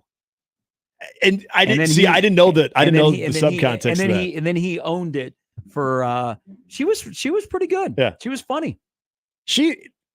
That's the part about Caitlin Clark. Like between that, I don't even want to call it a skit because she was actually being herself. But this is the part of the Caitlin Clark experience that we continue to get, and we will continue to get. This is, I'm glad you get a little bit more glimpse into her personality, because I feel like, and maybe you guys would disagree with this, I feel like towards the end of her college basketball playing days, as it ended in the national championship, I don't know if it was Caitlin fatigue or if it was some of the things that were magnified when it came to not getting calls. I felt like a lot of people were bringing more of that up than maybe the impact. And so what better way to bring people back in when you are away from that? You're on Weekend Update of all things, where to me is one of the funniest things. And a lot of that is, I mean, it's they're reading for the first time what's the news that the writers provide for them. So they're not necessarily rehearsing this thing, a week out. So you get that natural reaction to begin with, and then you bring in Caitlin Clark, and she's kind of giving it back as well. To me, that is a great opportunity for people to kind of, again, shift their attention back onto how important she's been, her overall talent, but the fact that there's the personality that you don't get a chance to see all the time. The number one thing is their social media engagements. Mhm. There's nobody in college athletics that has, whether for your positive or negative, that draws what Caitlin Clark does. All right, Nebraska football scrimmage this weekend. Not a ton, other than quarterbacks are quarterbacks, and quarterbacks can make throws potentially at all the levels, which competent quarterback play could mean a 7-5 or an 8-4 season. But the guy that continues to have a strong spring is Jalen Lloyd from Omaha West Side, the speedster who is balancing running track and playing football. And we saw at the end of the year that his talent was finally utilized. What, Mr. Handley, did these two things have in common? Last two games of the season, one catch, 58 yards, touchdown. One catch, 66 yards, touchdown. What do they have in common? What do they have in common? What do they have in common? Option pass? Mammals? Weren't they both off the option pass? I don't know. What do they have in common? They finally had a quarterback at the end of last year that when you have a guy that has great speed and knows how to run routes. Everybody's talked about the speed of Malachi Coleman. Malachi Coleman couldn't run routes. Jalen Lloyd has the speed and the knowledge and runs precise routes. And if you have that kind of speed, which is world-class speed, you are doing it a disservice if you do not have a quarterback that can stretch the field with his arm. Yeah. And you had Chubba Purdy, who against Wisconsin early hit Lloyd and then hit him again against Iowa, where the pass was basically dropped into the bucket. And more Iowa than the Wisconsin game. But you had a guy that was way downfield, 35, 40 yards downfield, and you finally had a quarterback that could stand back there and launch it and could play a little pitch and catch that far down the field. So it does you no good to have speed at wide receiver, and they're clearly developing that's what they've looked for as wide receivers, all different types, is that they have a ton of speed. Look at, you got, Bryson Hayes from Wichita who committed yesterday. He runs a 4.340. He runs a quick 100, not at the level of Jalen Lloyd, but look at all the wide receivers in Nebraska. Ja'Cory Barney has great speed. Ja'Cory Barney's got to learn how to play wide receiver. Makes sense. He's just only been here for a couple of months. But if you have speed like that, you got to find a quarterback that can match that talent. They finally have a quarterback that has a big boy arm that could drop it into the breadbasket if that wide receiver is sprinting by everybody 40 yards down the field. So there's a reason why Jalen Lloyd is very, very happy. Kid loves playing football, doesn't need to be babysit. He just goes out there and does his job. But now he's got finally somebody, if he is going to work to blow by defensive backs and know, hey, double move at the line of scrimmage, it's just, this is a foot race for me to get open, and he does, and the quarterback rewards him, I'd be happy as well. Nebraska's finally got that. They've matched it up. It's kind of like the Mahomes to Tyreek Hill. Tyreek Hill would be underutilized if he did not have a quarterback that had a big boy arm that could match his speed. He had a big boy arm in Kansas City, and Tua has a big boy arm. Accuracy maybe not always the greatest, but if you're going to get fast wide receivers and you're going to recruit that way, man, you got to find a quarterback that can reward them instead of, hey, we got fast wide receivers. Let's just throw it in the flat. Let's let them make a move. No, you know what? Why not let them blow the doors off of man coverage? Right. Where there's zero resistance by the time they blow by because you're actually getting run a vertical. You're the old go route. Hey, you're getting the ball downfield. Hey, 19, go run a go route. Mm-hmm. No problem. Your guy, I'll throw it to you. Yep. And as you mentioned, that will not only impact what they're doing right now, but you brought up Bryson Hayes and even Jackson Carpenter that are known for their speed. That's going to follow you. That's going to follow the quarterbacks. Like, that's immediately what I thought of this weekend when you got the news from Carpenter and Hayes, and you look at their profile, you know what they are, and the first thing that's brought up is the speed part, the speed element of that. It's such a weapon to have, but there's been so many times that we've seen in the past, even decade, where Nebraska's recruited some speedy wide receivers. And yet, where was the ultimate benefit of that? Because of the inability to have anything consistently downfield. And I think about that. You get guys like when Scott Frost first got here, and we talked about, God, I'm going to bring it up, so just, sorry, the duck R position and what you could do of getting a guy in space. He can sort of be a hybrid running back, and you're going to get him in space, but he's going to have the speed, so he's able to pick lanes and kind of maneuver his way up the field. That never turned out to be what anybody thought it would be, getting the smaller, speedy wide receivers in the flat and allowing them to make plays. Boy, what a concept, though, to have speedy wide receivers and be able to get them downfield because you have quarterbacks that can actually throw a vertical on time, accurate, and you're going to continue to develop that with these quarterbacks with the speed of the college game. But the better part is when you start seeing that even in spring, when you're a potential recruit, you've got that type of speed too. And heaven forbid you're even over 6 foot. If you're 6'2", 6'3", and you got a little bit, I know I'm getting greedy here. All of a sudden you think, damn, that quarterback is going to make me look good. And what you said about Jalen Lloyd, I'm working my ass off to get open, to do everything I'm supposed to from a route concept, but the football is either not getting to me, not on time, or not very catchable to where I can catch that, have to come back and catch it, and then I get leveled, as opposed to catching it in stride and I'm off to the races. And this is why you recruited me. Mm-hmm. Because you got the quarterback to do it. And they do. I mean, people are going to see that they have. He is actually a dude. Well, they have quarterbacks that complete passes at all the levels. And that's important. Quarterbacks. Yeah. Plural. You saw, if you've seen a little video out of their first scrimmage, Patrick Mahomes' son playing quarterback, because there's a clip where he's running and he's got the how when Mahomes runs, he's got the pity pat feet. Yeah. So setting it up. So Raiola is that. I will tell you one quick clip that I saw that has been mentioned during spring, because you haven't seen it here in the past, is somebody that can throw on the run. Oh. Strong. Oh. Accurately.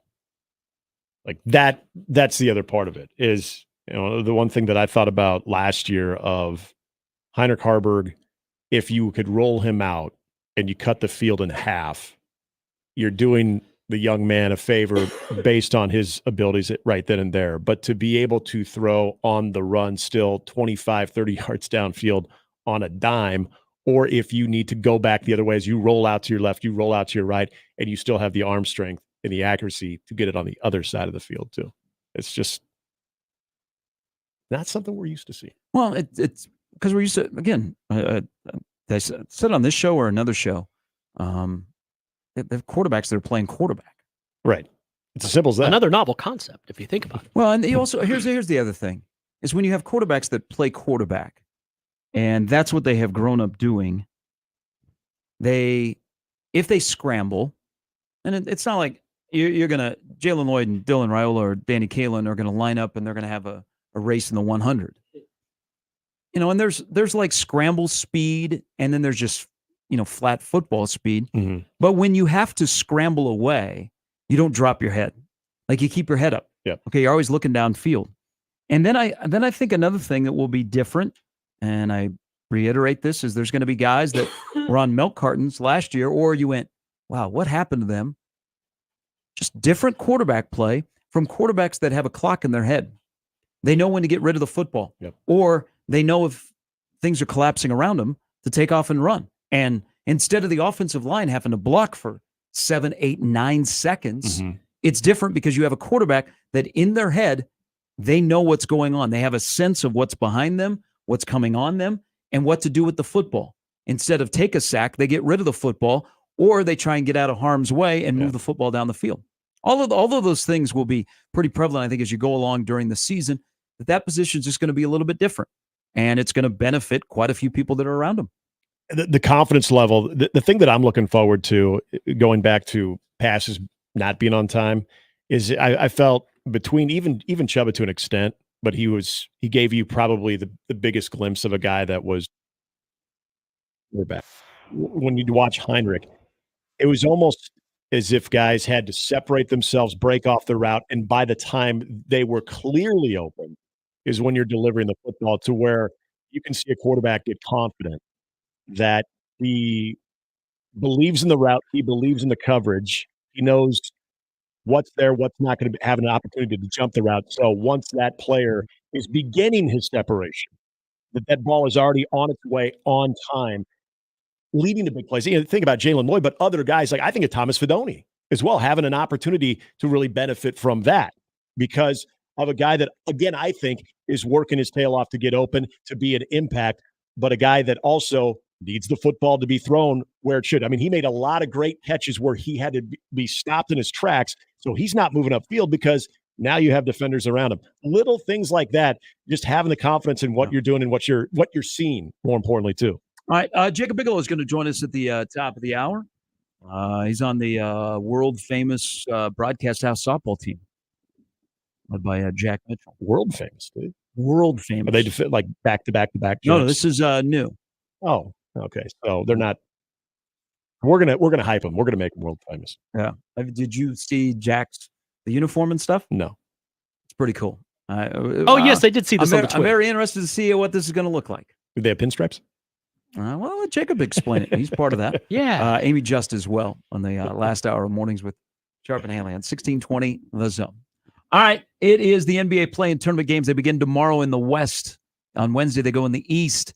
Chance for you to play your way into the preseason, or the postseason. So it only seems right that customers on FanDuel, new customers, you can play your way into $150. Yeah, that's right. Just a $5 bet, and you'll get $150 in bonus bets back, win or lose, to use during the NBA playoffs. You could bet on anything from the spreads, Lakers, Pels, where the Pelicans are just a 1.5-point favorite. You've also got Golden State as a 2.5-point favorite in that one. Anything from Steph Curry, 3-pointers made, over under for both, first basket score, and so much more. Get in on the action. Go to FanDuel.com. Use the promo code ZONE. That's FanDuel.com/zone to get started. FanDuel, official sports betting partner of the NBA. 21 plus and present in Iowa. First online, real money wager only. $10 first deposit required. Bonus issued as non-withdrawable. Bonus bets that expire 7 days after receipt. See terms at sportsbook.fanduel.com. Gambling problem? Call 1-800-BETS-OFF. More with Gary and Nick after this on 1620 The Zone. For the Jays, the Huskers, and even you Jayskers, we are 1620 The Zone.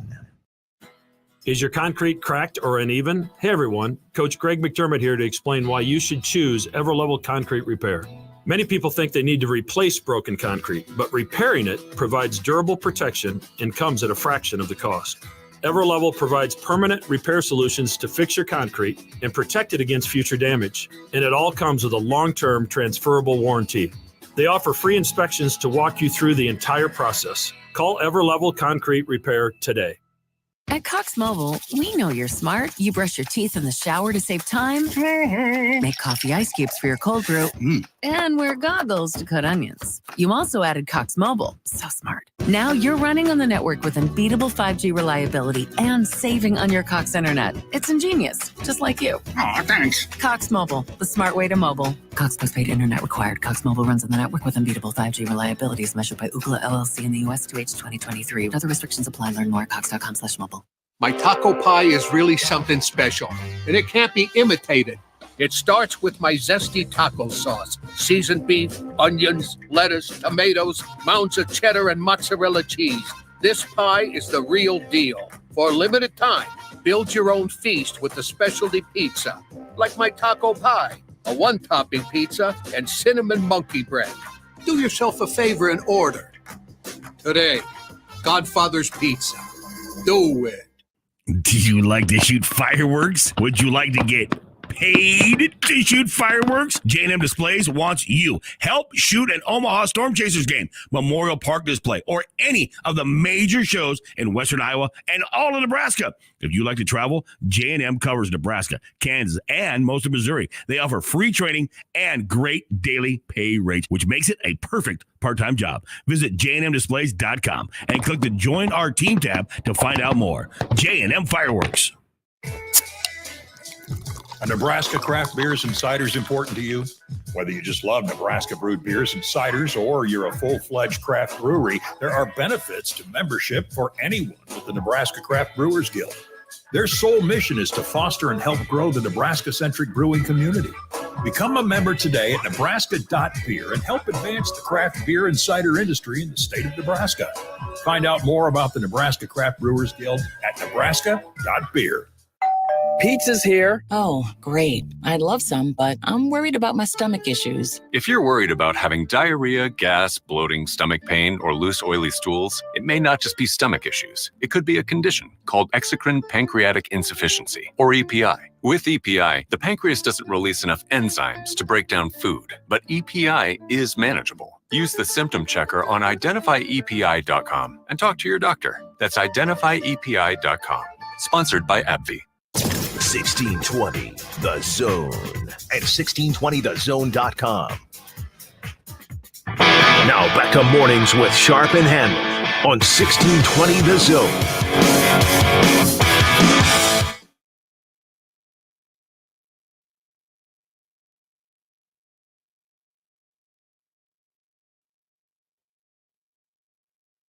All right, for some people that are tuning in a little bit late, as we mentioned at the top of the show in the 6 o'clock hour, Frankie Fiddler has delayed his decision.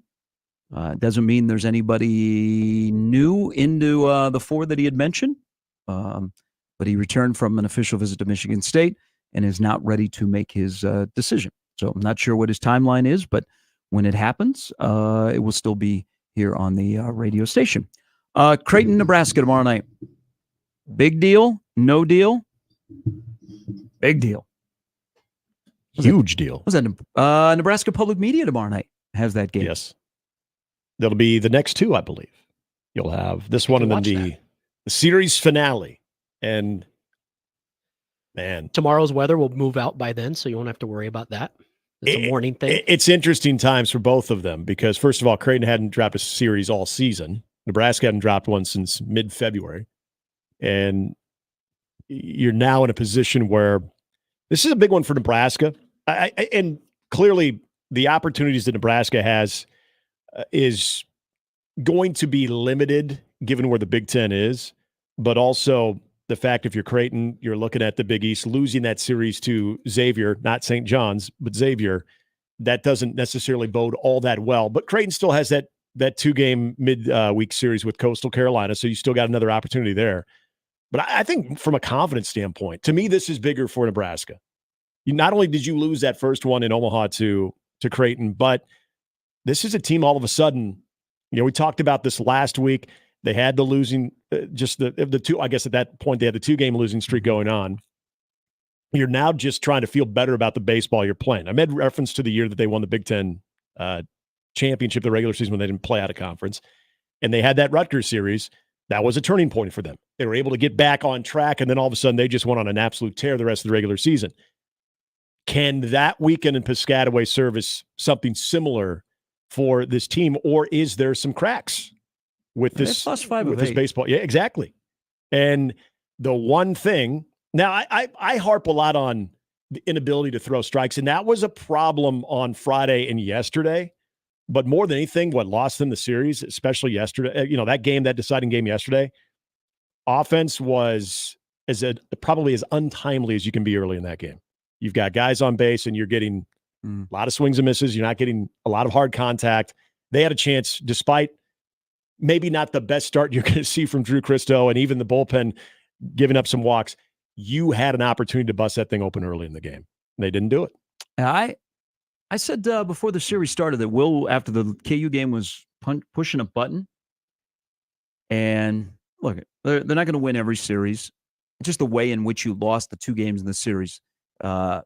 that was a brutal loss on Friday night. Mm-hmm. You gave up 4 runs in the bottom of the 9th, and you didn't get the epic pitching performance out of Sears, but it was good enough. But you're up 6-2 going to the bottom of the 9th. You should be able to hold that lead. Yep. And then you lost the game in extra innings. Then yesterday you had a lead at 3-1, even though watching that game on BTN, I never felt comfortable because, Cristo came out of the game, and then Will Walsh wasn't as spot on as he has been. And as you mentioned, you walk people, and it wasn't just one guy out of the bullpen. They used to pass the baton from one to another, and they've struggled doing that. And then you left 10 on base. So you couldn't get that good 2-out base hit. But now they've lost 5 of 8. And Will said something after the game, and I think Will is mid-season trying to figure out his team so that they don't hit the wall when you've lost 5 of 8. Is what did he say? I'm paraphrasing. I'm using Joe Madden. Embrace the suck. Yeah. And then we go. Then we show up on Monday and we get back after it, and then we have Tuesday. But this is probably in the portion of the season which is like the turning point is an 8-game homestand. Yep. Is what they're about to begin, because you get Creighton, even though they lost 2 of 3 in Cincinnati, and it seems like they don't play well in Cincinnati against Xavier, is their RPI is 46. But then you have Maryland on the weekend. So Maryland's RPI is still, top 55? Yes. Somewhere in that range? Yeah. And then you got KU and you got Iowa. Iowa is not who we thought they would be in the preseason. Nope. But you have an 8-game opportunity here to get back on the winning track and maybe to fix some of the things that ail you. And maybe also, I don't know, narrow down roles in the bullpen where they're using a lot of arms right now. And I know we sound like a broken record when we talk about this, when it comes to how Rob Childress is going to manage that. But you're going to have that role. You're going to have an established role if you can be trusted. And that is, I think you'll see a little bit of this tomorrow, but this weekend, more importantly, against Maryland, is who comes out when. And I still think they feel good about guys like Casey Dice in a situation where you have a chance to nail it down. But the first guy out of the bullpen, I was a bit taken back yesterday in Will Walsh's inability to be and even the strikes that he was getting across the plate, not necessarily in the spots that you're used to seeing him. And that's going to happen. I don't want to make it sound like, hey, you got a Will Walsh problem all of a sudden. I'm not trying to get to that level, because I think you're just going to have those types of moments. But there's, whether you're Will Walsh, anyone, you're going to have that moment with Rob Childress where you got to prove that he can trust you in those situations, whether you got to come in a bases loaded situation and pump strikes, or you're coming in a clean inning, regardless of what it is. And I think that's what you saw this weekend, where they were looking for answers. Now, again, this doesn't lead me to hit the panic button on, oh no, because the strides that they've made in that department collectively, I think, are very impressive. And I think that's more who they are, a team that can challenge hitters, a team that can throw strikes. I was a little bit more concerned with the inability to open the game up early on. And I always think back to things that Will Bolt talks about, even when I had a chance to be around him a lot. If there's one thing that irks him more than anything, it is how he labels it. And people in baseball understand what this means too, the uncompetitive at bats, where you're rolling your hands over, you're getting weak contact, you're letting the pitch that you should be able to drive early in the count go, and then all of a sudden you're hitting on the pitcher's terms. And that's showing up with, runners in scoring position, even in a lead. And so you mentioned the amount of runners that they stranded in that game.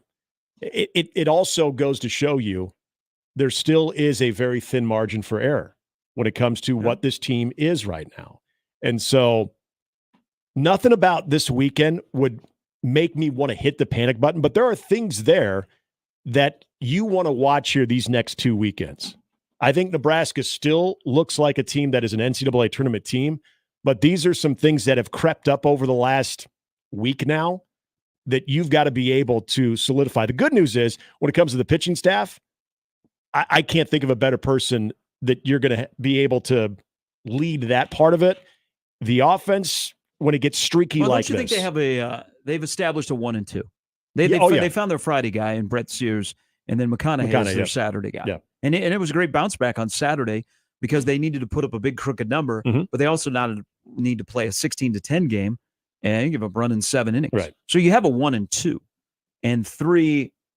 I don't know what day of the week is. Yeah. If you trust Drew Christo, but I wonder also if they've gotten to a point where, and he's a guy that they relied on out of the bullpen early, and he was lights out, Jalen Worthley, because his last 3 outings have not been, well, even Northwestern, where he comes in and you're like, you can rely on him. Yep. He's going to get you 3, 4, 5 outs, maybe even more if necessary. And he is not able to do that to put up a bagel on the big board. And Jalen, they rely on him a lot. I mean, that's I think you can tell that Rob trusts him. And his stuff. So the last time I saw him was in that Creighton game too. Out of all the guys they were rolling out there, his stuff looked the most effective. I mean, he throws a heavy ball. He's someone that is going to get up in the count. He moves it around. And so but are you getting that consistency? And I remember talking about looking at Nebraska's rotation. Now, give McConaughey credit because he moved himself up in that rotation. But at one point, you had Sears, Christo, and Walsh, and you thought, man, that could be it. And Walsh has given you that dual threat ability to where he can swing it a little bit for you, and then he can come out on Sundays very similar to Jake Myers, and you can have that type of impact. Well, and then you look at Will Walsh now kind of being your midweek guy as well. Are you looking back at that saying, okay, is this a situation where you want to roll out Will Walsh on Sundays now? You maybe want to have Drew Christo get those midweek opportunities. The good news is you're not so far along the season where you feel like, hey, any tinkering now is just going to mess with the guys' heads. But I think if you don't have that thing solidified as we get to the end of April, not a great place to be in. Not a great place to be in at all. Is there something special about going to a game at Rutgers? You were talking about the press box the other day. If you want to call it that. But the fact that you could sit in your car and watch a Big Ten baseball game, nothing says Big Ten baseball like being able to do that. Yes. Like the people in left field out there in New Jersey this weekend, you're able to sit in your car. Yep. You probably have maybe the broadcast on. I imagine the Rutgers games are over like a small Internet. wattage station in Piscataway. Rutgers Student Radio. That you could sit in your car and listen to the game. If it's cold, you got the car running, so you stay warm. You got some snacks in there. You can honk on a home run. And then whenever a home run ball is coming your way, you just get out of the car and you race after the ball. If that doesn't say Big Ten baseball, being able to sit in your car and watch a game, I mean, what high school football stadium in Nebraska are we talking about? Gary, it's a joke. And people wonder why we always wax poetic about Big 12 baseball. It's an absolute joke. No, I think that's kind of there's something intimate about sitting in your car and watching a game. No. Hey, he did have me when he talked about it. The only other time I was able to do that. Have you not been to an 8-man game? I have. 6-man game where you can sit in your car. Yes.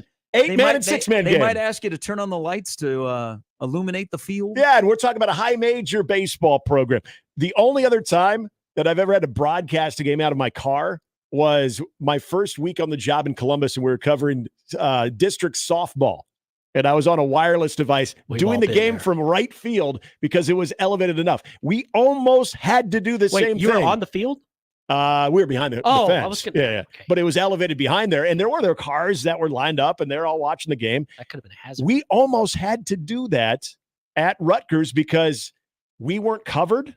There's a portion of the backstop table. I don't even call it a press box. The backstop table that is covered, and then there's another part that's not. They had BTN on, so we got the shaft, and we were on the outer part. It starts drizzling. We got equipment to think of. So we thought about if the weather held up that same way the second day and we were outside, that we were going to park the rental car in left field and do the game that way. I mean, these are the accommodations that you get out there. So you're telling me watching a game at Hampton High School in Nebraska is the same as watching a baseball game at That's what I'm telling Rutgers? you. That's what I'm telling you.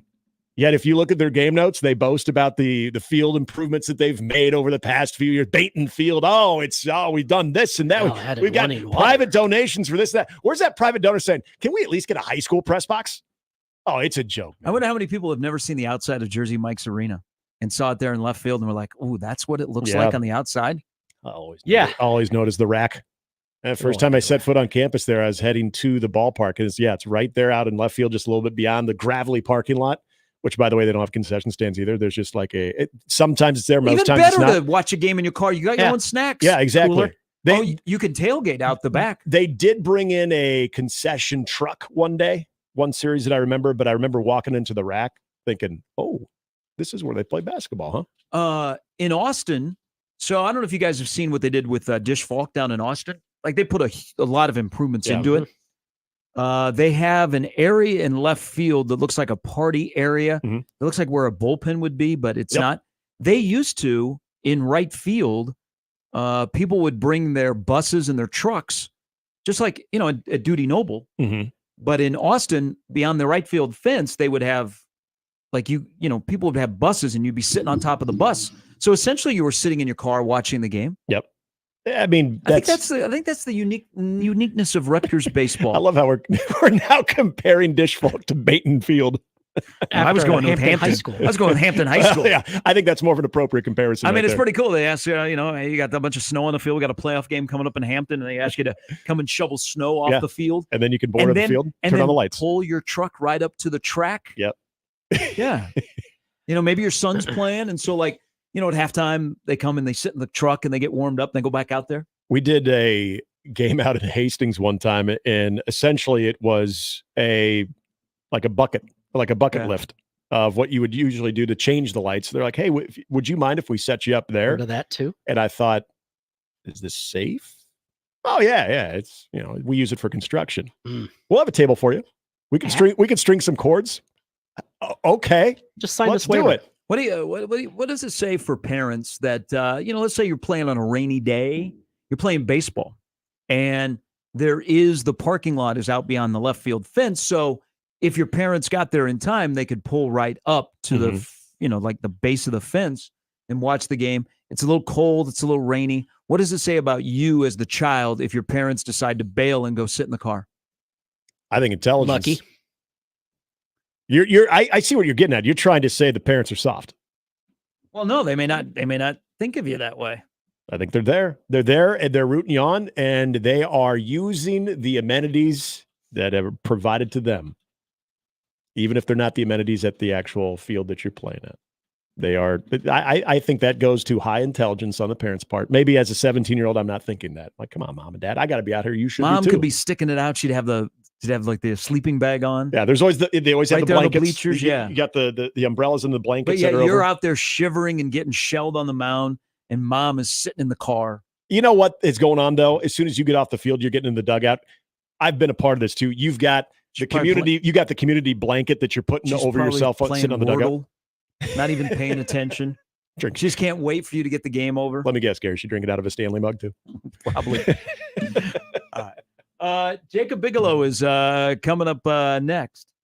We're going to have him break down shot by shot Delano Banton's performance yesterday in the regular season finale for the Portland Trail Blazers, because it was historic, almost as much as we should maybe have a discussion about putting 45 up on the wall at PBA after what he did yesterday in the NBA. That's coming up. Amy Just as well in the last hour. Mornings with Sharp and Handley on 1620 The Zone. Mornings with Sharp and Handley returns in minutes on 1620 The Zone. Live from the Host Coffee Studio, this is 1620 The Zone. 1620 The Zone. Traffic. From the Pyramid Roofing Time Saving Traffic Center, it's a beautiful, warm Monday morning in the Omaha Metro with no accidents or delays reported. A couple things to keep in mind. There's a disabled vehicle off the eastbound I-80 exit ramp towards northbound 13th Street. Also, northbound 72nd between F and I-80 is closed due to bridge work. If you want to get on the interstate, you'll have to take the detours along 84th or 60th. Otherwise, traffic flow is smooth sailing. Have a great rest of your day. Be sure to buckle up and drive safe out there. I'm Joey Colbert. This time-saving traffic is brought to you by Lanahan Nurseries. Shop Lanahan Nurseries for the highest quality bulk mulch. Buy your mulch straight from where it's made. Convenient pickup or free local delivery of 5 yards or more. Lanahan Nurseries, 192nd and Center.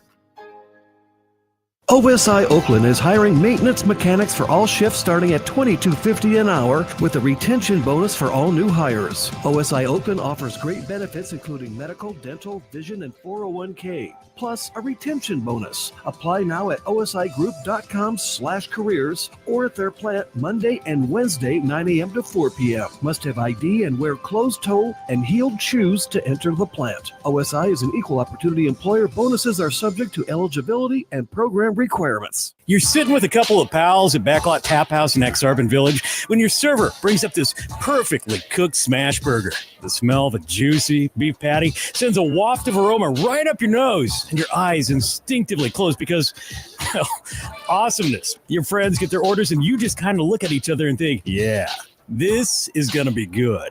Backlot Tap House with 30 beers on tap, happy hour every day, trivia nights, live music, and more. Exarban Village and BacklotTapHouse.com. It's Champions replacement window season, and we're celebrating with buy 2 windows, get 2 free.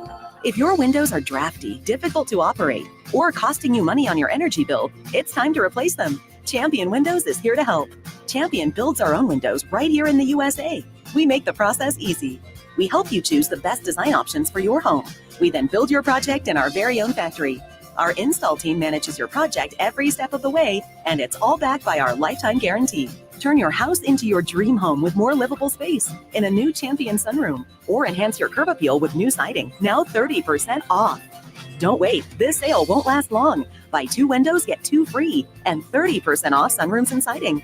Call 877-GO-CHAMPION or visit championsavenow.com to schedule a free in-home estimate today. While discounts apply to our regular prices, select styles apply. Minimum purchase required. Cannot be combined with other advertised offers. See store or website for details.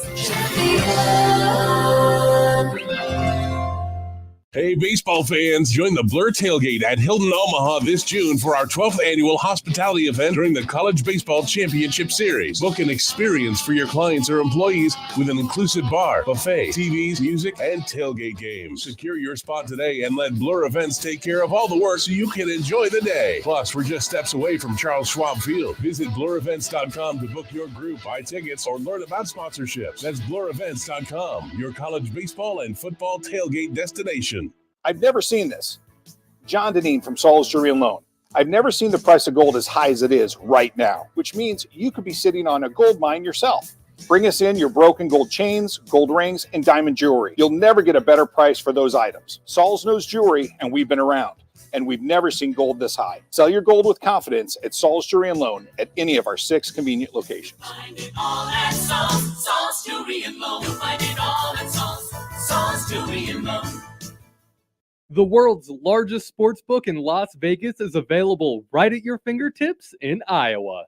The Circa Sports Iowa app is sports betting the way it should be. Bet anywhere in Iowa and experience high betting limits, tight money line splits, and exceptional customer service. Download your new bookie today. Visit circasports.com and start betting like a pro from anywhere in Iowa.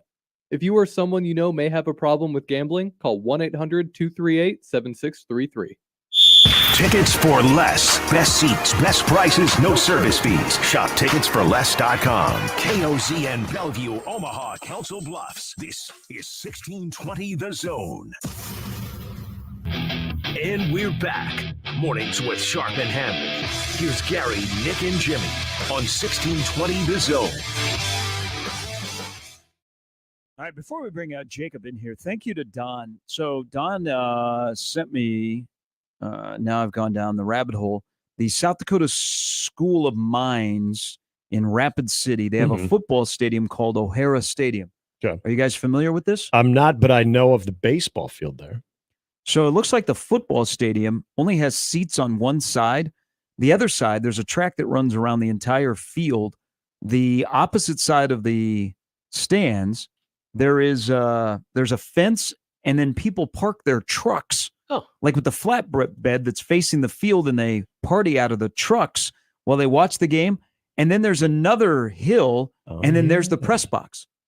It's called O'Hara Stadium in Rapid City. Now. Okay, now see, there you go. There you go. Now you're on to that. Could be a lot of fun when you get to sit in your car and watch a game. How great it is! Nothing wrong with sitting in your car watching a game. It's having to maybe possibly broadcast from your car watching the game, because that's a better vantage point than what you're given. All right, we welcome in a proud member who today is going to be back on the competitive field, playing right field and hitting 1, 2, 3, 4, 6, 7, 8, 12th. It is Jacob Bigelow, the pride of Omaha Central. Are you ready for this? The Jack Mitchell, what is the official name of this team? I think the official name of the team is the Jack Mitchell Softball Experience. We got quite the lineup. as you can see from the graphic that Jack put out last night. I don't think I'm ready. I don't think any of us are. But honestly, I think it's going to be a pretty good time, and it's going to be a fun couple months. All right, you guys, When's opening day? When's opening day? Today. Oh, today. Okay, so Monday Night League. Yeah. All right. Have you guys practiced at all? No. Okay. No. It's we could be in for it tonight, but I think it's going to be a good time. I'm just there. I think it's going to be a good time regardless. We've got a good group, and I'm looking forward to it. I bet nobody else has practiced either, so I think you guys will be just fine.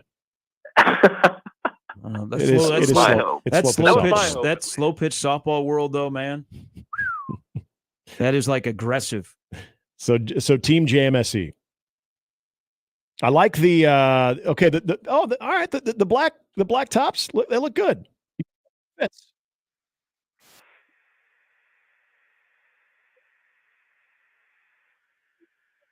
For throwing those together, they're going to look pretty sharp when they show up. Hey. But we're still waiting for them. Is with? Does he get to back cleanup? Then I'm noticing here. Come on, Josh. Yeah. Yeah, I don't know how the lineup fell into place, but I'm number 15 in the program, 12th in the lineup, and probably 10th in your hearts. But looking forward to it. It should be fun. Look at this. They got basketball equipment manager Pat Norris. Yeah, is he? What's his game about? Is he a gap hitter? I don't have a scouting report on Pat. Okay. I should probably since we spent a little time together. I should probably have a scouting report on Pat. He is definitely the wily vet of the group when it comes to the Lincoln softball league, I think. But I don't have an in-depth scouting report on Pat. You have to tell me how the designated hitter that wears number 10, what he's like. Yeah, we need to know that too. Good. I forget who. Great, who's Jacob. 10? You know your teammates. That's just fantastic. You guys even had a team meet and greet yet? Not particularly. No. That would be Mr. Onweiler. Oh, Mr. Onweiler. Yeah. I haven't met Mark. He's one of the people on the team that I haven't met yet. So we'll get acquainted. I'll let you know how it looks. I think they're even going all the way as to tracking stats on Game Changer, like it's a travel ball team. So there's going to be plenty of ways to follow along and get a good laugh out of however this goes for us. When was the last time you did anything athletic? I went for a long walk yesterday, but that's not really athletic. The last time I played an organized team sport was manager game basketball. So that was a while ago. And those are very competitive too. Are you? This just has the smell of Ben Gay. You going to be okay? Pulled hamstrings. I think I'll be all right. Smells like a Ben Gay factory. You're playing right field. Is that appropriate? It's definitely appropriate. Yeah, because I'm looking at what you guys have in the gaps. Tony Siski, if I remember, there was, and I know it says he's from Ralston. If I remember, Tony Siski, or at least there was a very good Siski that played baseball for Ralston back in the day. So I wonder if he is that guy or related. Also, left center Wilson Moore, the young pup. Yes, Willie. He played baseball. He played baseball in high school. He was a catcher up in Minnesota. But he's the young buck of the group. The rook. I think he'll be able to bring some to the table for sure. I can tell who the young guys are on this team. Like McMaster, he's like a spry, about to graduate from UNL guy playing second base, and Willie's playing left center. So the guys that are young are in the right positions on this team. No, I agree, and that's a credit to Jack for putting people where they need to be. The grammar in that graphic. FireJackMitchell.com. Wasn't that accurate? Wasn't as good as the positioning. I think he positioned us pretty well, but a couple spelling errors in there. But all in good fun. All right, so good luck tonight. I look forward to hearing about this, and hopefully nobody gets hurt. Yeah. That's my hope. Nobody gets hurt. That's my biggest hope for me, at least. So be sure to warm up before too. I know we take stretching for granted, but trust me, it's easy to blow out a hammy or pull a groin. So just warm up, stretch, not just the 8-ounce curls. okay, well, good to know. I will jot that down, and that's how we'll start tonight. Hey, how does Delano Batten go 0 for 15 from 3? Was he 6 for 25 from the floor? And that's not easy to do. No, it is not easy to do. And he was still their leading scorer, even when he was 6 of 26 from the field and 0 of 15 from 3. That's a pretty good summation of the Portland Trailblazers season. The last game of the year, they lose by 40 in Sacramento, and Delano is minus 38 in plus minus with an 0 of 15 from 3, and he got ejected too. So I mean, he checked all the boxes in the last game of the season. Went out swinging as the Blazers ended the season 21-61.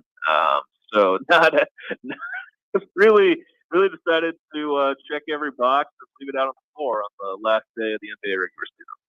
I was looking at this and going back to a year ago. Brian Christopherson put this out, and so it just made me think of where we were in taking in Nebraska's roster, what it would look like. Rink Mast and Bryce Williams were on the same day, and that was the 12th of April. Then you've got the Aaron Eulis news on the 1st and the Josiah Alec news on the 2nd of May. If you were to take a stab at this, Jacob, between now and the end of May, as opposed to the first week or two of May, how many additions do you foresee in the coming weeks around this April? Now we're on the April 15th, but April 15th to, let's say, the 20th, 24th. That's a great question, Nick. Nebraska has certainly cast a wide net. They've got 6 spots to work with, so I think probably by the end of May, 4 of those 6 are likely to be filled. Maybe 5. I know that a lot of coaching staffs now like to keep one scholarship open. I could see Fred Hoiberg and company doing that. But they've definitely, they had 3 guys on campus over the weekend that we know of for sure. And then they'll have Will Kyle back for a second visit for spring game weekend. And, maybe there'll be more names that we hear about, this week for getting to campus. They've definitely cast a wide net, and I think that, portal activity is going to pick up, this week, coming. There was a big visit weekend all across the country this past weekend. Guys committed kind of, right away. But I think, the activity and commitments are going to pick up this week. Isn't John Hugley supposed to be here? Oklahoma. Nebraska recruited him out of high school. Did they recruit him out of high school? They were close with him last year in the portal, and then he chose OU. John Hughley, or Hugley, or however you pronounce it. Yeah, he was. He was transferred from Pittsburgh last year, and then wound up at Oklahoma, and now he's back in the portal. Yeah, I think he is. I think he's visiting at some point. I forget the date, but definitely a lot of big guys and a lot of bigger dudes in the visit list so far for Nebraska. Area that needs the most impact on what Nebraska's in on as far as transfers, in your opinion? Wing scoring, I think. Wing scoring and backcourt depth. Those 2 are pretty close. I think we talked enough. We talked nearly every week about finding an athletic wing that can put the ball on the floor and get to the hole, or pull up and hit a mid-range shot, or step on the arc. I don't think Hoiberg has spoken since the season ended. There has to be some discussion about Eulis, correct? I know this is every other week I ask you about this, but that's like an important part. I'm trying, because as you try and figure out who Nebraska has on visits and what they're looking at and particular positions and what areas that they are not really aggressive in, point guard appears to be a spot where they're not overly aggressive, saying, hey, man, we got to get a couple. So that has to be addressed here before they leave campus for for that little break before they come back for summer conditioning, right? You'd think. I haven't heard anything about official resolution to it. I do know that the staff is still very high on Aaron Eulis. He had a good year on scout team. He stuck with it, the development plan, like as if he was going to play this year. But never. He was assumed he would probably be ruled ineligible for the season, but he kind of just paid the penalty without it officially being levied on him. But now with how the legal process and proceedings have gone over in Iowa, it's kind of any day now could get you'd hope they'd get an answer or a resolution on his status. But I know that Fred and that coaching staff are still very high on him. I think they would project him as a starter, is what I'm hearing. Yeah, I mean that's kind of what I've gathered. I mean the transfer from Utah, Raleigh Worcester, who was on campus this past weekend, he's kind of the only that's the furthest along they've gotten with a point guard, and I'd say Worcester is a true point guard. Has a like a 2.3 assist turnover ratio. Played for Craig Smith for 4 years, but aside from that, has not been a lot of mention or activity surrounding any other point guards. So I'm kind of right there with you. Right now, you're probably projecting Eulis as your starting point guard. I want to ask you about Rink because if we're to assume that he will be more in a traditional 4, Nebraska has a 5, and he doesn't have to do a lot of that work. What do you think ultimately the level of improvement or even overall ceiling for Rink Mass can be under those circumstances? I think he'll enjoy being more out on the perimeter. He took a good amount of threes this past year. I assume it would be around the same or maybe more if he's playing the 4. I think that's kind of how he when he played for the Dutch national team last summer, he was playing the 3. He was playing the 3 or something. He's played on the he's a perimeter guy when he plays on the Dutch national team, and then he was not parked in the post, but he was playing small ball 5 at the Big Ten last year. So I think that would be him getting back more to where he his natural position is, and I think it'd be pretty beneficial for him. I know we talked about there's some international interest, but what about interest in his knee? Have you heard anything about off-season surgery? I have not. I think that's probably a part of the equation too. Looking at the procedure he had back in December, after that Kansas State game, seeing how that's worked for him, and maybe having to go back in and do another cleanup. I have not heard anything definitive, but I mean with how he looked at times toward the end of the year, I wouldn't be surprised if that's something that's being thought about. I know this is so hard to even forecast because of how active the transfer portal is and what other teams are going to look like. With what Nebraska accomplished last year, with what Fred Hoiberg has established in the second year now of having, as we talk about that culture, that it looks like it's something that can be attainable. Is it just come down to the additions that Nebraska gets on the roster as far as where you would put the expectations or the next step on how to keep moving forward if you're Fred in this basketball program? Do we have a number in mind of where you need to finish in the Big Ten? Whoa. It's only April. Yeah, the season just ended. It's April. Yeah, it's April. But I mean, always got to be thinking big. Obviously the roster additions are going to play a big part in projections and how I perceive it. But I mean, I think probably mid-pack Big Ten. Like, I mean, in an 18-team league next year, I mean, you'd like to finish in the single digits, right? I mean, you'd like to finish in the single digits at the least, and anything other than that is gravy. But I mean, obviously they're still waiting on plenty of additions. They got plenty to work with. I have all the Bryce Williams stock in the world. If he can take a step forward with his development this summer, going into next year, I think he could be a really, really good player. But other than that, there's not a lot to project right now because they still have 6 open spots. Yeah. All right, we started with softball. We'll end with the most important part of this discussion on this Monday morning with Jacob Bigelow. So yesterday, did you see the tent revival they had down in Lexington? That was something, right? That whole thing. I mean, the place was packed. Them bringing the bus into the arena just like they did in '96 and all that. I did have the realization yesterday that when Kentucky plays Louisville now, it is the Pope versus the Cardinals. That's the Kentucky-Louisville rivalry now. But that was quite the tone change from how Big Blue Nation looked on social media when they swung for the fences and wound up with Pope. But I mean, hey, they're going to get behind him. That's good for them. I think Mark Pope's a pretty good coach to see what he brings to Kentucky. So this is how we look at things differently.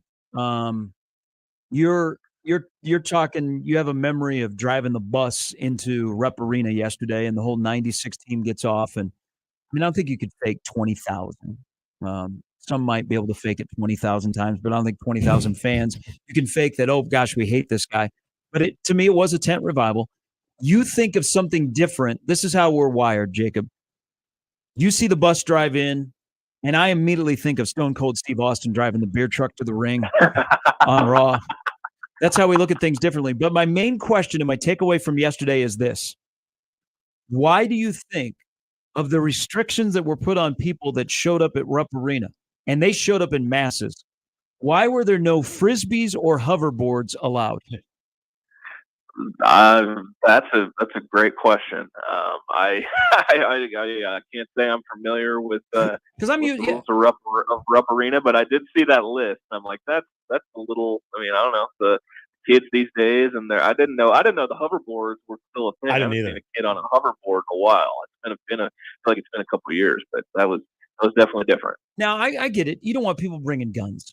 Okay, no, I think guns, nunchucks, Chinese stars. There were a couple other things in there that were not allowed. Brass knuckles. I get that. I mean, we don't want anybody bringing those to basically a press conference for a new coach. But the Frisbees were kind of interesting because I've been at a lot of coaching introductions, and I never once thought that, oh, man, is that very rabid fan going to show up with his favorite Frisbee and maybe like, hey, can we have a catch? I mean, yeah, that would certainly. Yeah, I don't. Do think people that bring crossed my mind. bring Frisbees to events if you're not like I don't- playing disc golf? I don't think so. I don't think that's going on. As far as I know, maybe I'm not hip or cool with the times. But I mean, the one thing I'll add one more thing on Mark Pope. How about that 1998 Pacers roster? Go look up the roster of the 1998 Indiana Pacers and just the impact they've had on all sorts of levels of basketball. You obviously got Reggie Miller at the top, who people can't stand as an announcer, but he was pretty good at shooting threes back in the day. Chris Mullin, Mark Jackson, Rick Smith, and then young Jalen Rose, and also Fred Hoiberg and Mark Pope. So quite the interesting cast on the 98 Pacers. Can't believe you forgot about Derek McKee and Chris Mullin. Oh, I said Chris Mullin. You didn't did? Look at all the guys then Yeah, off that have coached at Power 6 school. Mullin, Hoiberg, and Pope. Not bad. Well, the Chris Mullin era at St. John's was pretty bad. Yeah, But, I mean, the three guys on one team. That's a roster that's impacted basketball at many levels. Has it? Just kidding. It has. Hey, well, you know who the head coach of that team was? Which one? Who was it? The Pacers? So they lost. That team was featured in The Last Dance because of Jordan being at the end. They lost in the Eastern Conference Finals in 7. Larry Bird. Oh, that's right. Yes, Okay, yes. Yeah, because Fred said after McHale came to the game at the end of the year that he thinks he's the only guy who played for Bird and played for McHale. So that's pretty cool. That is real. Yep. All right. Yep. Good luck tonight. Just remember, try and stretch that single into a double. I got to worry about that hammy. Mm-hmm. I'm not taking many chances if I get on the base path. Hey, be aggressive. Be aggressive. I'm not exactly a big risk taker. So I don't think It's I'm gonna softball, take man. many chances. Do you own a glove? I bought one. Yes. Yesterday? I bought one. Okay. No, a couple weeks ago. Did you break it in? Is it? I mean, do you feel like it's got enough give now, or is it still stiff? Did you go to Play It Again Sports? I did. Yeah. See, that's actually because it's probably already broken in for you. No, it's I had a catch. I had a catch over the weekend to get used to it, and I was still able to throw the ball straight, and I only dropped like 2 of them. So I was all right. I was all right. Are you going to wear cleats?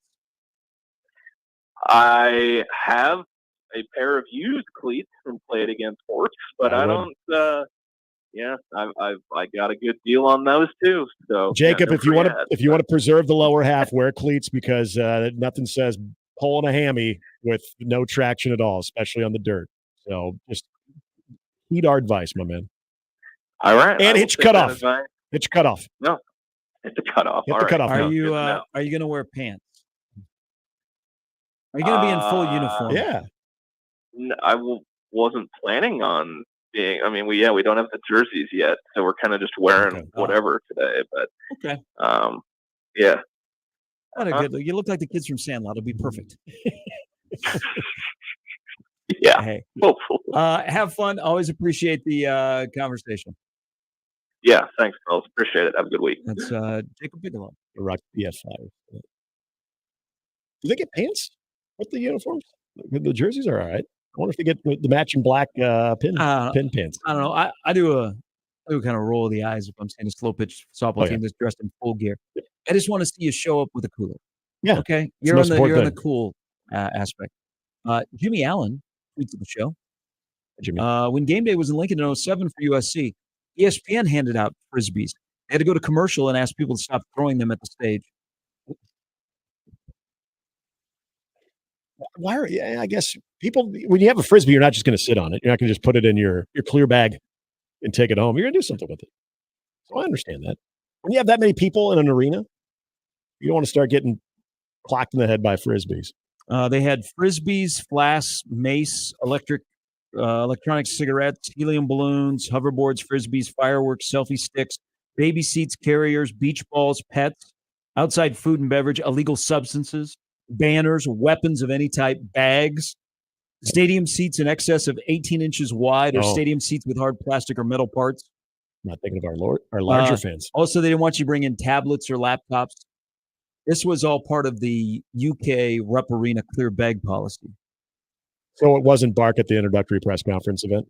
Damn it. Bringing the dogs. They want to meet Coach Pope too. It really made me think back to, and we talked about this, I think in the crossover not that long ago, when the elevator door opened and we were always talking about, hey, you could place a bet on who the first person that walks out of the elevator. Can you imagine when the elevator opened for the Frost press conference, if it was the 97, like you couldn't fit the entire team in the elevator, but they came out with the actual national championship trophy and just holding it up. He's arrived. What a flex. What a flex for Mark Pope. Going through one more look through these rules, they had more rules than a public pool. Public pool is very simple usually. It's like 6-7 rules. Oh, not anymore. Over by my house, kids just pee in it. Like there's just like a list of things. Really? Yeah. Don't run on the slippery pavement. No baby roots near the pool. I don't think that's on the list. IYKYK. That's just assumed. It needs to be. All right, Amy Just off her 1 week suspension is back. She'll be loaded up. People in Vegas have the line at 10 minutes and 22 seconds before she swears. Get that bleep button ready. We'll see if that happens. That's coming up next. Gary Sharp, Nick Handley, and Jimmy Chavez. Mornings with Sharp and Handley. Weekdays 6 to 10. On 1620 The Zone and 1620thezone.com. You get a lot of junk in your inbox. This one, not junk. Not junk at all. 1620 The Email. Exclusive content, contests, other stuff probably. Subscribe today at 1620thezone.com. Your Omaha area forecast from a Godfather's Pizza Weather Center and KETV News Watch 7 on 1620 The Zone. Warm and windy for Monday. Expect southeast winds gusting 20 to 30 miles per hour throughout the day with mostly to partly sunny skies. Highs will top out in the mid to upper 80s. Chance for a few isolated showers and storms in the evening. More widespread storms expected Monday night into Tuesday morning. Some could be strong to severe. I'm meteorologist Sean Everson from KETV News Watch 7. At Sid Dillon Chevrolet, we want you to have the best car buying experience possible. Shop Nebraska's #1 volume Chevy dealer group or at SidDillonChevy.com. Together, let's drive. You are what drives us, Sid Dillon. Welcome to this episode of RV Ready, brought to you by Leach Camper Sales in Council Bluffs by Lake Manawa. Looks like the great outdoors is calling. Thought I'd remind folks to head outside again. Love that idea. I know Leach Camper Sales has a great website. LeachCamper.com. Folks can browse the inventory and then head over to Leach Camper Sales in Council Bluffs and then head out to see me. And don't forget, the coffee's always on. Of course it is. The greatest American rock and roll band in history, Aerosmith, present Peace Out, the Farewell Tour. Aerosmith, with special guest the Black Crowes. CHI Health Center, Omaha, Friday, November 15th. Get tickets now at Ticketmaster.com. Aerosmith with the Black Crowes, the Farewell Tour. Peace out. Are you the decision maker in your company? Consider this. For the first time in decades, there's a better option for a corporate card and spend management platform. Meet Ramp, the only corporate card and spend management system designed to help you spend less money so you can make more. Most corporate credit cards offer points as incentives, but those points amount to less than their worth in real cash value. Ramp's corporate cards offer you cash back, real money in your pocket. Plus, you control who spends what with each vendor. And Ramp software collects and verifies receipts automatically, which means you'll stop wasteful spending and close your books in hours instead of days. Businesses that use Ramp add up to 5% to their bottom line the first year. If you're a decision maker, adding Ramp could be one of the best decisions you've ever made. And now, get $250 when you join Ramp. Just go to ramp.com/sports. Ramp.com/sports. RAMP.com/sports. Cards issued by Sutton Bank and Celtic Bank, members of FDIC. Terms and conditions apply. Host is roasting every morning. Host is roasting every day. Put your coffee department in good hands with Host Coffee Service, providing direct delivery and loaned coffee equipment with service programs. If you're ready to change to a better coffee provider, it's time for Host Coffee. Omaha's best coffee since 1972. Host Coffee is always roasting something good for you. A clogged drain is a pain. You know what's not a pain? The Burton Everyday Low Price for unclogging that drain.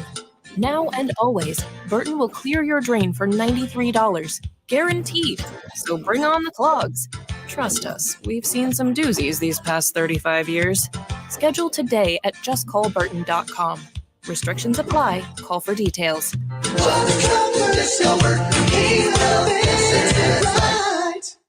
And we're back. Mornings with Sharp and Handley.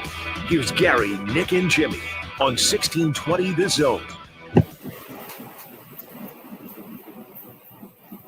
And join the VIP club and sign up for 1620 The Email. You'll be the first to know all the exciting content that's happening on 1620 The Zone, including sports, news, contests, promotions, and more. Sign up today at 1620thezone.com. Amy Jester, the Lincoln Journal-Star, joins us. Good morning. Good morning. What's on the docket today? What are we working on today? You're always busy. You always start Monday with, you got a plan, and you all of a sudden start churning out content. What are we working on today?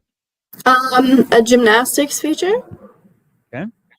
Men's gymnastics nationals are this week, so that's what I'm working on. That is a sport that used to garner a lot of attention at Nebraska. When you had Olympians and then Francis Allen. Well, I might have one this year. Okay. I have to admit, I haven't paid as much attention to men's or women's gymnastics since I left Lincoln. Well, you should. They've I got. know the men are good. Yeah, they've got a couple pretty good athletes on both teams. They definitely have an Olympian on the women's side. And then they might have one on the men's side. So, and I'm grabbing coffee with him later today. So should be fun. Are you going to be dialed into the WNBA draft, especially with where Jazz Shelley would want? Yeah. All right. Absolutely. So Any second if she round? gets drafted, I'll write something on that as well. That would be so I'm trying to of people that finished their eligibility at Nebraska, she would be the first in a while. Because I know Jess Shepard didn't finish her eligibility in Nebraska, but got drafted in the WNBA. And My then teammate, Jess Shepard. Yes, she did Yes. get drafted, but she did not finish her time here. So, but yeah, She was your been a teammate? while. Yeah. Oh, all So right. my senior year of high school was her sophomore year. This is the last time Southeast girls won state basketball. It was 2014. just think if you could have kept her from going in the portal. We weren't like close friends. We just Okay. Well, I mean, like there is that difference of like a sophomore to a senior. Yeah, I don't, maybe a junior you're closer to. I get it. one of the best high school athletes I've ever seen. Yeah, I got absolutely roasted because I said, I think playing pickup with high school boys her same age, she would hold her own. She would. Thank you. Where were you about 10 years ago? High school. Yeah. Okay. Just All made me right. feel a lot older Fill out right that AARP card today and feel real good about this conversation. Amy, we've been getting a little bit back into football now here the past couple of weeks once basketball ended. And I know the discussion today has been a little bit more about life on wide receivers and what a good quarterback can bring to guys like Jalen Boyd, even some of the newer additions, whether we're talking out of the transfer portal or your freshmen. When you look at the biggest story going into the fall camp, it obviously has to be what quarterback looks like. But do you have a feeling of how far just that element can take this team, how that can change the fortunes? Well, yeah, you look at last year, and none of those quarterbacks ever consistently made it past their second read. Mm-hmm. So when you can open that up, that changes a lot of things. When you can focus on good decision making, throwing it away as opposed to when nothing is there, as opposed to throwing an interception or getting dropped for a sack for a loss of 13, like that changes things. That's honestly what I'm going to be looking for, like primarily early, regardless of who it is. Like, can they make it past their second read if nothing's there on 1 and 2? And what decisions will they make when things go awry? Mm-hmm. Like, are they going to throw into traffic? And you've got 2 freshman quarterbacks and another who doesn't have a whole lot of experience either, right? So how will they react when things aren't perfect? And I think the spring league will help them because they're getting as close to live reps as you can without risking injury, without, risking like taking one a little too hard, a little too early, right? So that's what I'm going to be paying attention to, is what their reads look like, protections, like, because a lot of that's on the offensive line, but the more veteran quarterback you have, the more involved they are on calling their own protections. So again, a lot of very not complicated, but second level things that need to happen for them to take a step forward next year to even get the receivers involved in the conversation. Yeah, their football IQ has been high for both of them for a while. So, anybody that has watched extended periods of practice or watched on Saturday, I will hear defense has a chance to be really good. God, they tackle well. Riley Van Poppel is the real deal. And then they will ultimately go to the quarterbacks. So they'll start with the quarterbacks, and they'll say they don't look like freshmen. When you hear that phrase, because that phrase has been used, I think it's even been used by one of the coaches, they don't look like freshmen. When you hear that, what's the first thing you think about?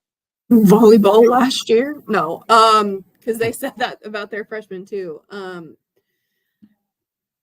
they don't, right? They both have a lot of experience competing against a lot of elite talent. I mean, you look at the accolades that both of them received when they were in high school, right? So yeah, that would make sense that they don't look like freshmen. They don't look like they should be, seniors in high school getting ready for prom, right? That is what they should be, right? They're both like 17 or whatever, or just turned 18, something like that. But, we're a little over halfway-ish through spring. They shouldn't look like freshmen. If they are as advertised, they should be getting closer to being able to be ready. Not saying they're going to be ready. It's April. It's tax day. It's April. Like, file your taxes. I filed mine in February. Thanks for the PS. Yeah. All Guess you forgot. The state of Nebraska thanks you. Well, we don't need anybody getting arrested for stupid crimes. That's we do true. not. That is true. But yeah, it's really early. So, but it's a good sign to know that, they're not making freshman mistakes. Even though they're freshmen, they're allowed to make freshman mistakes in spring football because that's how you learn too. I'm glad you brought up volleyball and we're going to see another go around of elite freshman volleyball players trying to fit into this system where, by the second or third match, we weren't going, uh-oh. We were like, wow, if I didn't have a program and I didn't know who they were, I wouldn't know that they're freshmen. But you are absolutely right, is that if you are able to attract an elite athlete, they have been performing at that level for the past few years, that the only thing that would be different is the physicality. Like they just don't have the body that, you have an 18-year-old body compared to a 23-year-old body. But in terms of how they go about their business, I think this is how it's supposed to look. It just reiterates a point, Amy, I've been mentioning is Nebraska just hasn't had quarterbacks playing quarterbacks. They haven't had good-looking quarterback play consistently over the last decade. And so we see something like this and we're like, Adrian Martinez erasure, but okay. Yeah, we look at quarterbacks and we go, oh my God, this is what it's supposed to look like instead of, wow, it doesn't look so smooth. Yeah. We got athletes playing quarterbacks. Yeah, well, I think you're not giving Adrian the credit he deserves, but yes. No, I said consistently. When his freshman year, when he first started, I remember his spring. Now his spring was a little bit choppy, but by the time he got to that year that he was starting his freshman year, he looked like a quarterback. Yeah. And they didn't want to always make him a quarterback playing quarterback. That wasn't on him. But boy, did he look good Saturday night for Birmingham playing quarterback. That's why I brought him up. But yeah, no, sometimes it's not in your control entirely, right? On that. But I'm just optimistic at what the future will hold. Not necessarily this year, though. I think they'll get to a bowl game this year.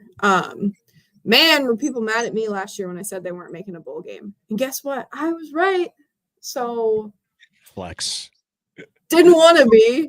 Well, I'm sure that if they don't make a bowl game this year, they will be mad at somebody else. Yeah. It won't be you, Amy. Yeah. Well. On the quarterback. Be surprised. People get mad at me for breathing. So. Well, people get mad at, we get every day we get to be absolutely mad about nothing. Like wait till we start talking about Caitlin Clark's jacket. Oh God. Move on already, man.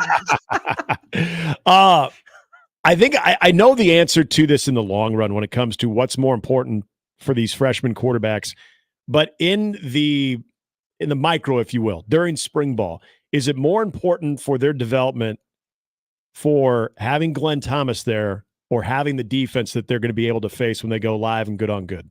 It's their defense. I agree. You can't coach that. Yes, they need a great coach, and I think Glenn Thomas will provide them that. But you can't coach the experience of playing against a defense. You just have to do it. So that's my thought. Hey, we'll get you out here on this, and I think we kind of, and I know he's in the transition of of getting settled in Lincoln. The visible athletic director at Nebraska, Troy Dannon, will be what on the visibility scale compared to his predecessors? Well, I can't speak to what I wasn't here for. Trev was pretty visible in terms of like being at sporting events, but I do think you'll see Dannon more, and I think he'll be a little more interactive with people. Like he followed me on Twitter yesterday. Hey, did you follow him back? I had followed him since New Orleans. My God. Oh, that's right. Day one. But yeah. And I'll leave you out on this. You never know when you're gonna run across people. The Utah basketball player that they had on a visit this weekend, I covered him when he was in high school. So that'd be fun. Okay. And I didn't know until today that you and Jess Shepard were on the same team. Yeah. So I'm learning stuff about you every Monday. Except for last week when I'm Oh, you got suspended. suspended.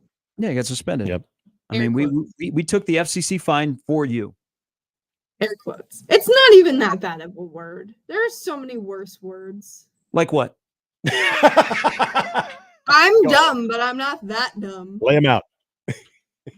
Yeah, I know. Yeah, but see, I appreciated the passion, because that's another topic when it involves Caitlin Clark that we can't have a normal conversation. I'll be very interested to hear what the tone of the conversation is tonight.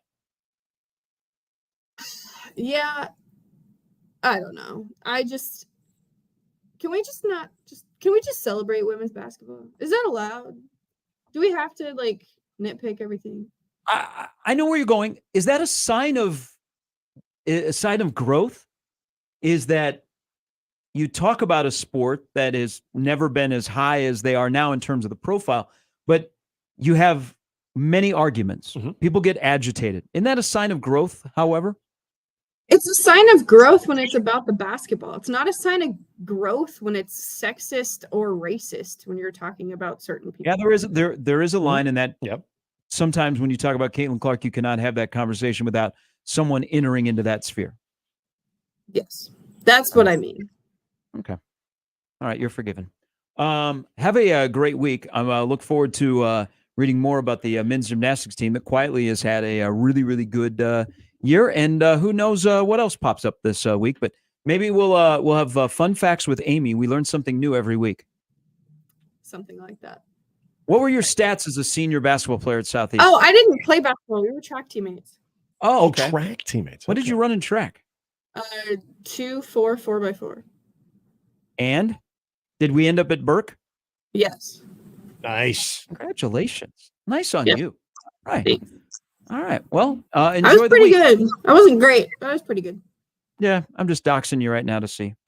Okay. Well, good luck with that. My coach. Hey, no, you are. Hey, you are on the. You still hold records at Lincoln Southeast. I just noticed here. Yes, I do. All right. Oh, you were very humble about that. You could have mentioned that, but just Why? They have so. come Look, on. records are meant to be broken. Okay. Like. But when it hasn't been broken yet, you can remind us. I'm not number one anymore. Oh. No, Which because is good. That's a good thing. yeah, Amy, Alexa, Christy, and Mercedes. You guys were pretty good in 13, but boy, they came along in 2023 and broke your record. Which is a good thing. It's Yeah. good. Records are made to be broken. They are. Yeah. All right. I think we figured it. would be mad if I was still at the top. Like, we need to do better. Like, it's been 11 years. Well, Southeast should I recruit bet. better. We've hit our quota of sports cliches. Have a great week, Amy. Thanks, guys. Amy Just from Lincoln Journal Star. Yeah, now I'm scanning here. 4x4. A couple of she's on the big board at Right. Lincoln Southeast. They got on the scoreboard out there too. That's where you usually have the records at, right by the banners. Do we have state champions? I'm not going down this rabbit hole. God, Sure. Ted Larson still there? They had Lincoln Southeast back in the day had a run of like legendary coaches. You had Chuck Mazursky coaching football. You had Ted Larson. You had Jeff Smith coaching boys basketball, and Wally McNaught was at Southeast, wasn't he? I don't think you guys would know, but I don't but they had a run of, and then Randy Brohorst was the baseball coach. Like some of the best coaches in their respective sports were at Lincoln Southeast. Was it John Larson? John, I think it was John. John Larson, yeah. And John just recently retired because he got back in it. I believe so. I mean, he won another state championship. Yes. 9:49. Quick break. Come back. We'll put a wrap on the show. We got the crossover coming up the top of the hour with the Connor Happer Show on 1620 The Zone. Mornings with Sharp and Handley on 1620 The Zone and 1620thezone.com with Gary Sharp and Nick Handley.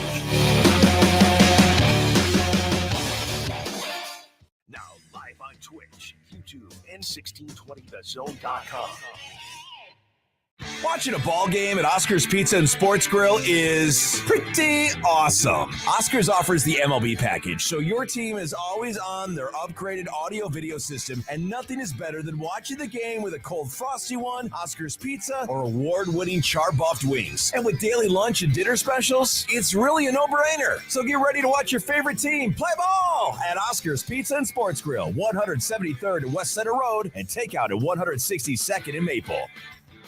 Prescriptions require an online consultation with a healthcare provider who will determine if appropriate. Restrictions apply. See website for details and important safety information. Subscription required. Price varies based on product and subscription plan. Hey guys, did you know there's a generic form of Viagra that works just the same but is 95% cheaper? And you can get it online at hims.com/radio. Through Hims, you'll get a free medical consultation to determine the ED medication that's best for you, discreet shipping if prescribed, a 100% online process, and a range of treatment options, including trusted generic alternatives to the name brands, at up to 95% off. ED is personal, and at Hims, so is treating it. Just go to hims.com/radio and get connected to a licensed medical provider online for free, with zero copay, no expensive appointments, and no awkward face-to-face conversations. To start your free online visit, you need to go to this exclusive address, hims.com/radio. That's hims.com/radio for your free online visit. hims.com/radio. Pizza's here. Oh, great. I'd love some, but I'm worried about my stomach issues. If you're worried about having diarrhea, gas, bloating, stomach pain, or loose, oily stools, it may not just be stomach issues. It could be a condition called exocrine pancreatic insufficiency, or EPI. With EPI, the pancreas doesn't release enough enzymes to break down food, but EPI is manageable. Use the symptom checker on identifyepi.com and talk to your doctor. That's identifyepi.com. Sponsored by AbbVie. Family Talk with Straight Talk. You give and you give. It's time to get with Straight Talk Wireless. You get a reliable 5G network and unlimited data, and you get to choose who joins your family plan starting as low as $25 a line. Does it have to be family? It can be family or people you like. Get more lines and more savings. Switch to Straight Talk for family plans starting as low as $25 a line per month for 4 lines. Find us at Walmart and straighttalk.com. For network management practices, visit straighttalk.com. Family plan discount with 4 lines, all on the Silver Unlimited plan. Taxes and fees apply. I want to learn how to cook, but I keep ordering takeout. I plan to rearrange my closet, but I stopped after picking the clothes up off the floor. Accomplishing goals is hard, but when your goal is to learn a new language, Babbel makes it easy. In just 15 minutes a day, Babbel's award-winning language learning app will help you start speaking another language. Start having conversations in as little as 3 weeks. Comment tu t'appelles? Comment tu t'appelles? Vous êtes où? Vous êtes où? Babbel's bite-sized lessons make it easy to learn words and phrases you'll actually use. So when someone asks, "How's your French going?" you can say, Babbel est amusant et facilite grandement l'apprentissage d'une nouvelle langue. Et cela ne prend que 15 minutes par jour. when you want to really learn another language, it starts with Babbel. Babbel, language for life. Celebrating 10 million subscriptions sold. Now try Babbel for free at babbel.com. Just go to babbel.com and start learning a new language today. That's babbel.com. BABBEL.com. And we're back. Mornings with Sharp and Handley. Here's Gary, Nick, and Jimmy.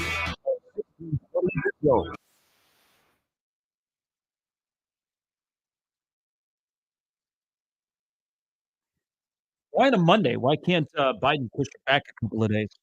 Like a Wednesday would be appropriate. Yeah, without doing an extension. Yep. What is it? You got to have whatever payment needs to be postmarked by today. It doesn't necessarily have to be in their hands by today, but it needs to be postmarked. I believe that was. Should have a tax day for procrastinators. Like some normal people have it on the 15th. Us procrastinators have it like on the 19th. I think it should always be the third Wednesday of the month. Mondays are just that's a tough ask. I know it doesn't fall on a Monday every year, but that's a tough ask. Now, obviously, last year, or no, if it fell on a Saturday or Sunday, obviously you don't have to have it on that day, but it does get pushed to the 16th. But that still leads you to a Monday. I think Wednesday, third Wednesday of April. Make it happen. All right, good luck to everybody out there that are completing your taxes and getting the freebies that come with tax day. Like Krispy Kreme has like free donuts. Oh, they do? Mm-hmm. Oh, good. That eases the sting a little bit. Unless you're getting a return. If you're getting a refund, then you can blow it all on Krispy Kreme. All right, if you're just tuning in, you haven't heard the news, Frankie Fiddler not ready to make his decision today. Don't know when that will happen. Conversation with him late last night after a return from Michigan State. So he is still undecided. And I wish I could say maybe it'll happen tomorrow or sometime this week, but I'm not sure. And it's perfectly fine for him to weigh all options and make the right decision for him. But when he does, he still will come on the show. So that's why there was no announcement today. All right, for Nick, for Jimmy, I'm Gary. We'll be back tomorrow at 6 with a full breakdown of the WNBA draft from pick 1 through 36. Analysis and everything. And see if your mocks are right. And which country did the best in the Boston Marathon, which is about to get underway. That's all tomorrow at 6. Crossovers coming up next.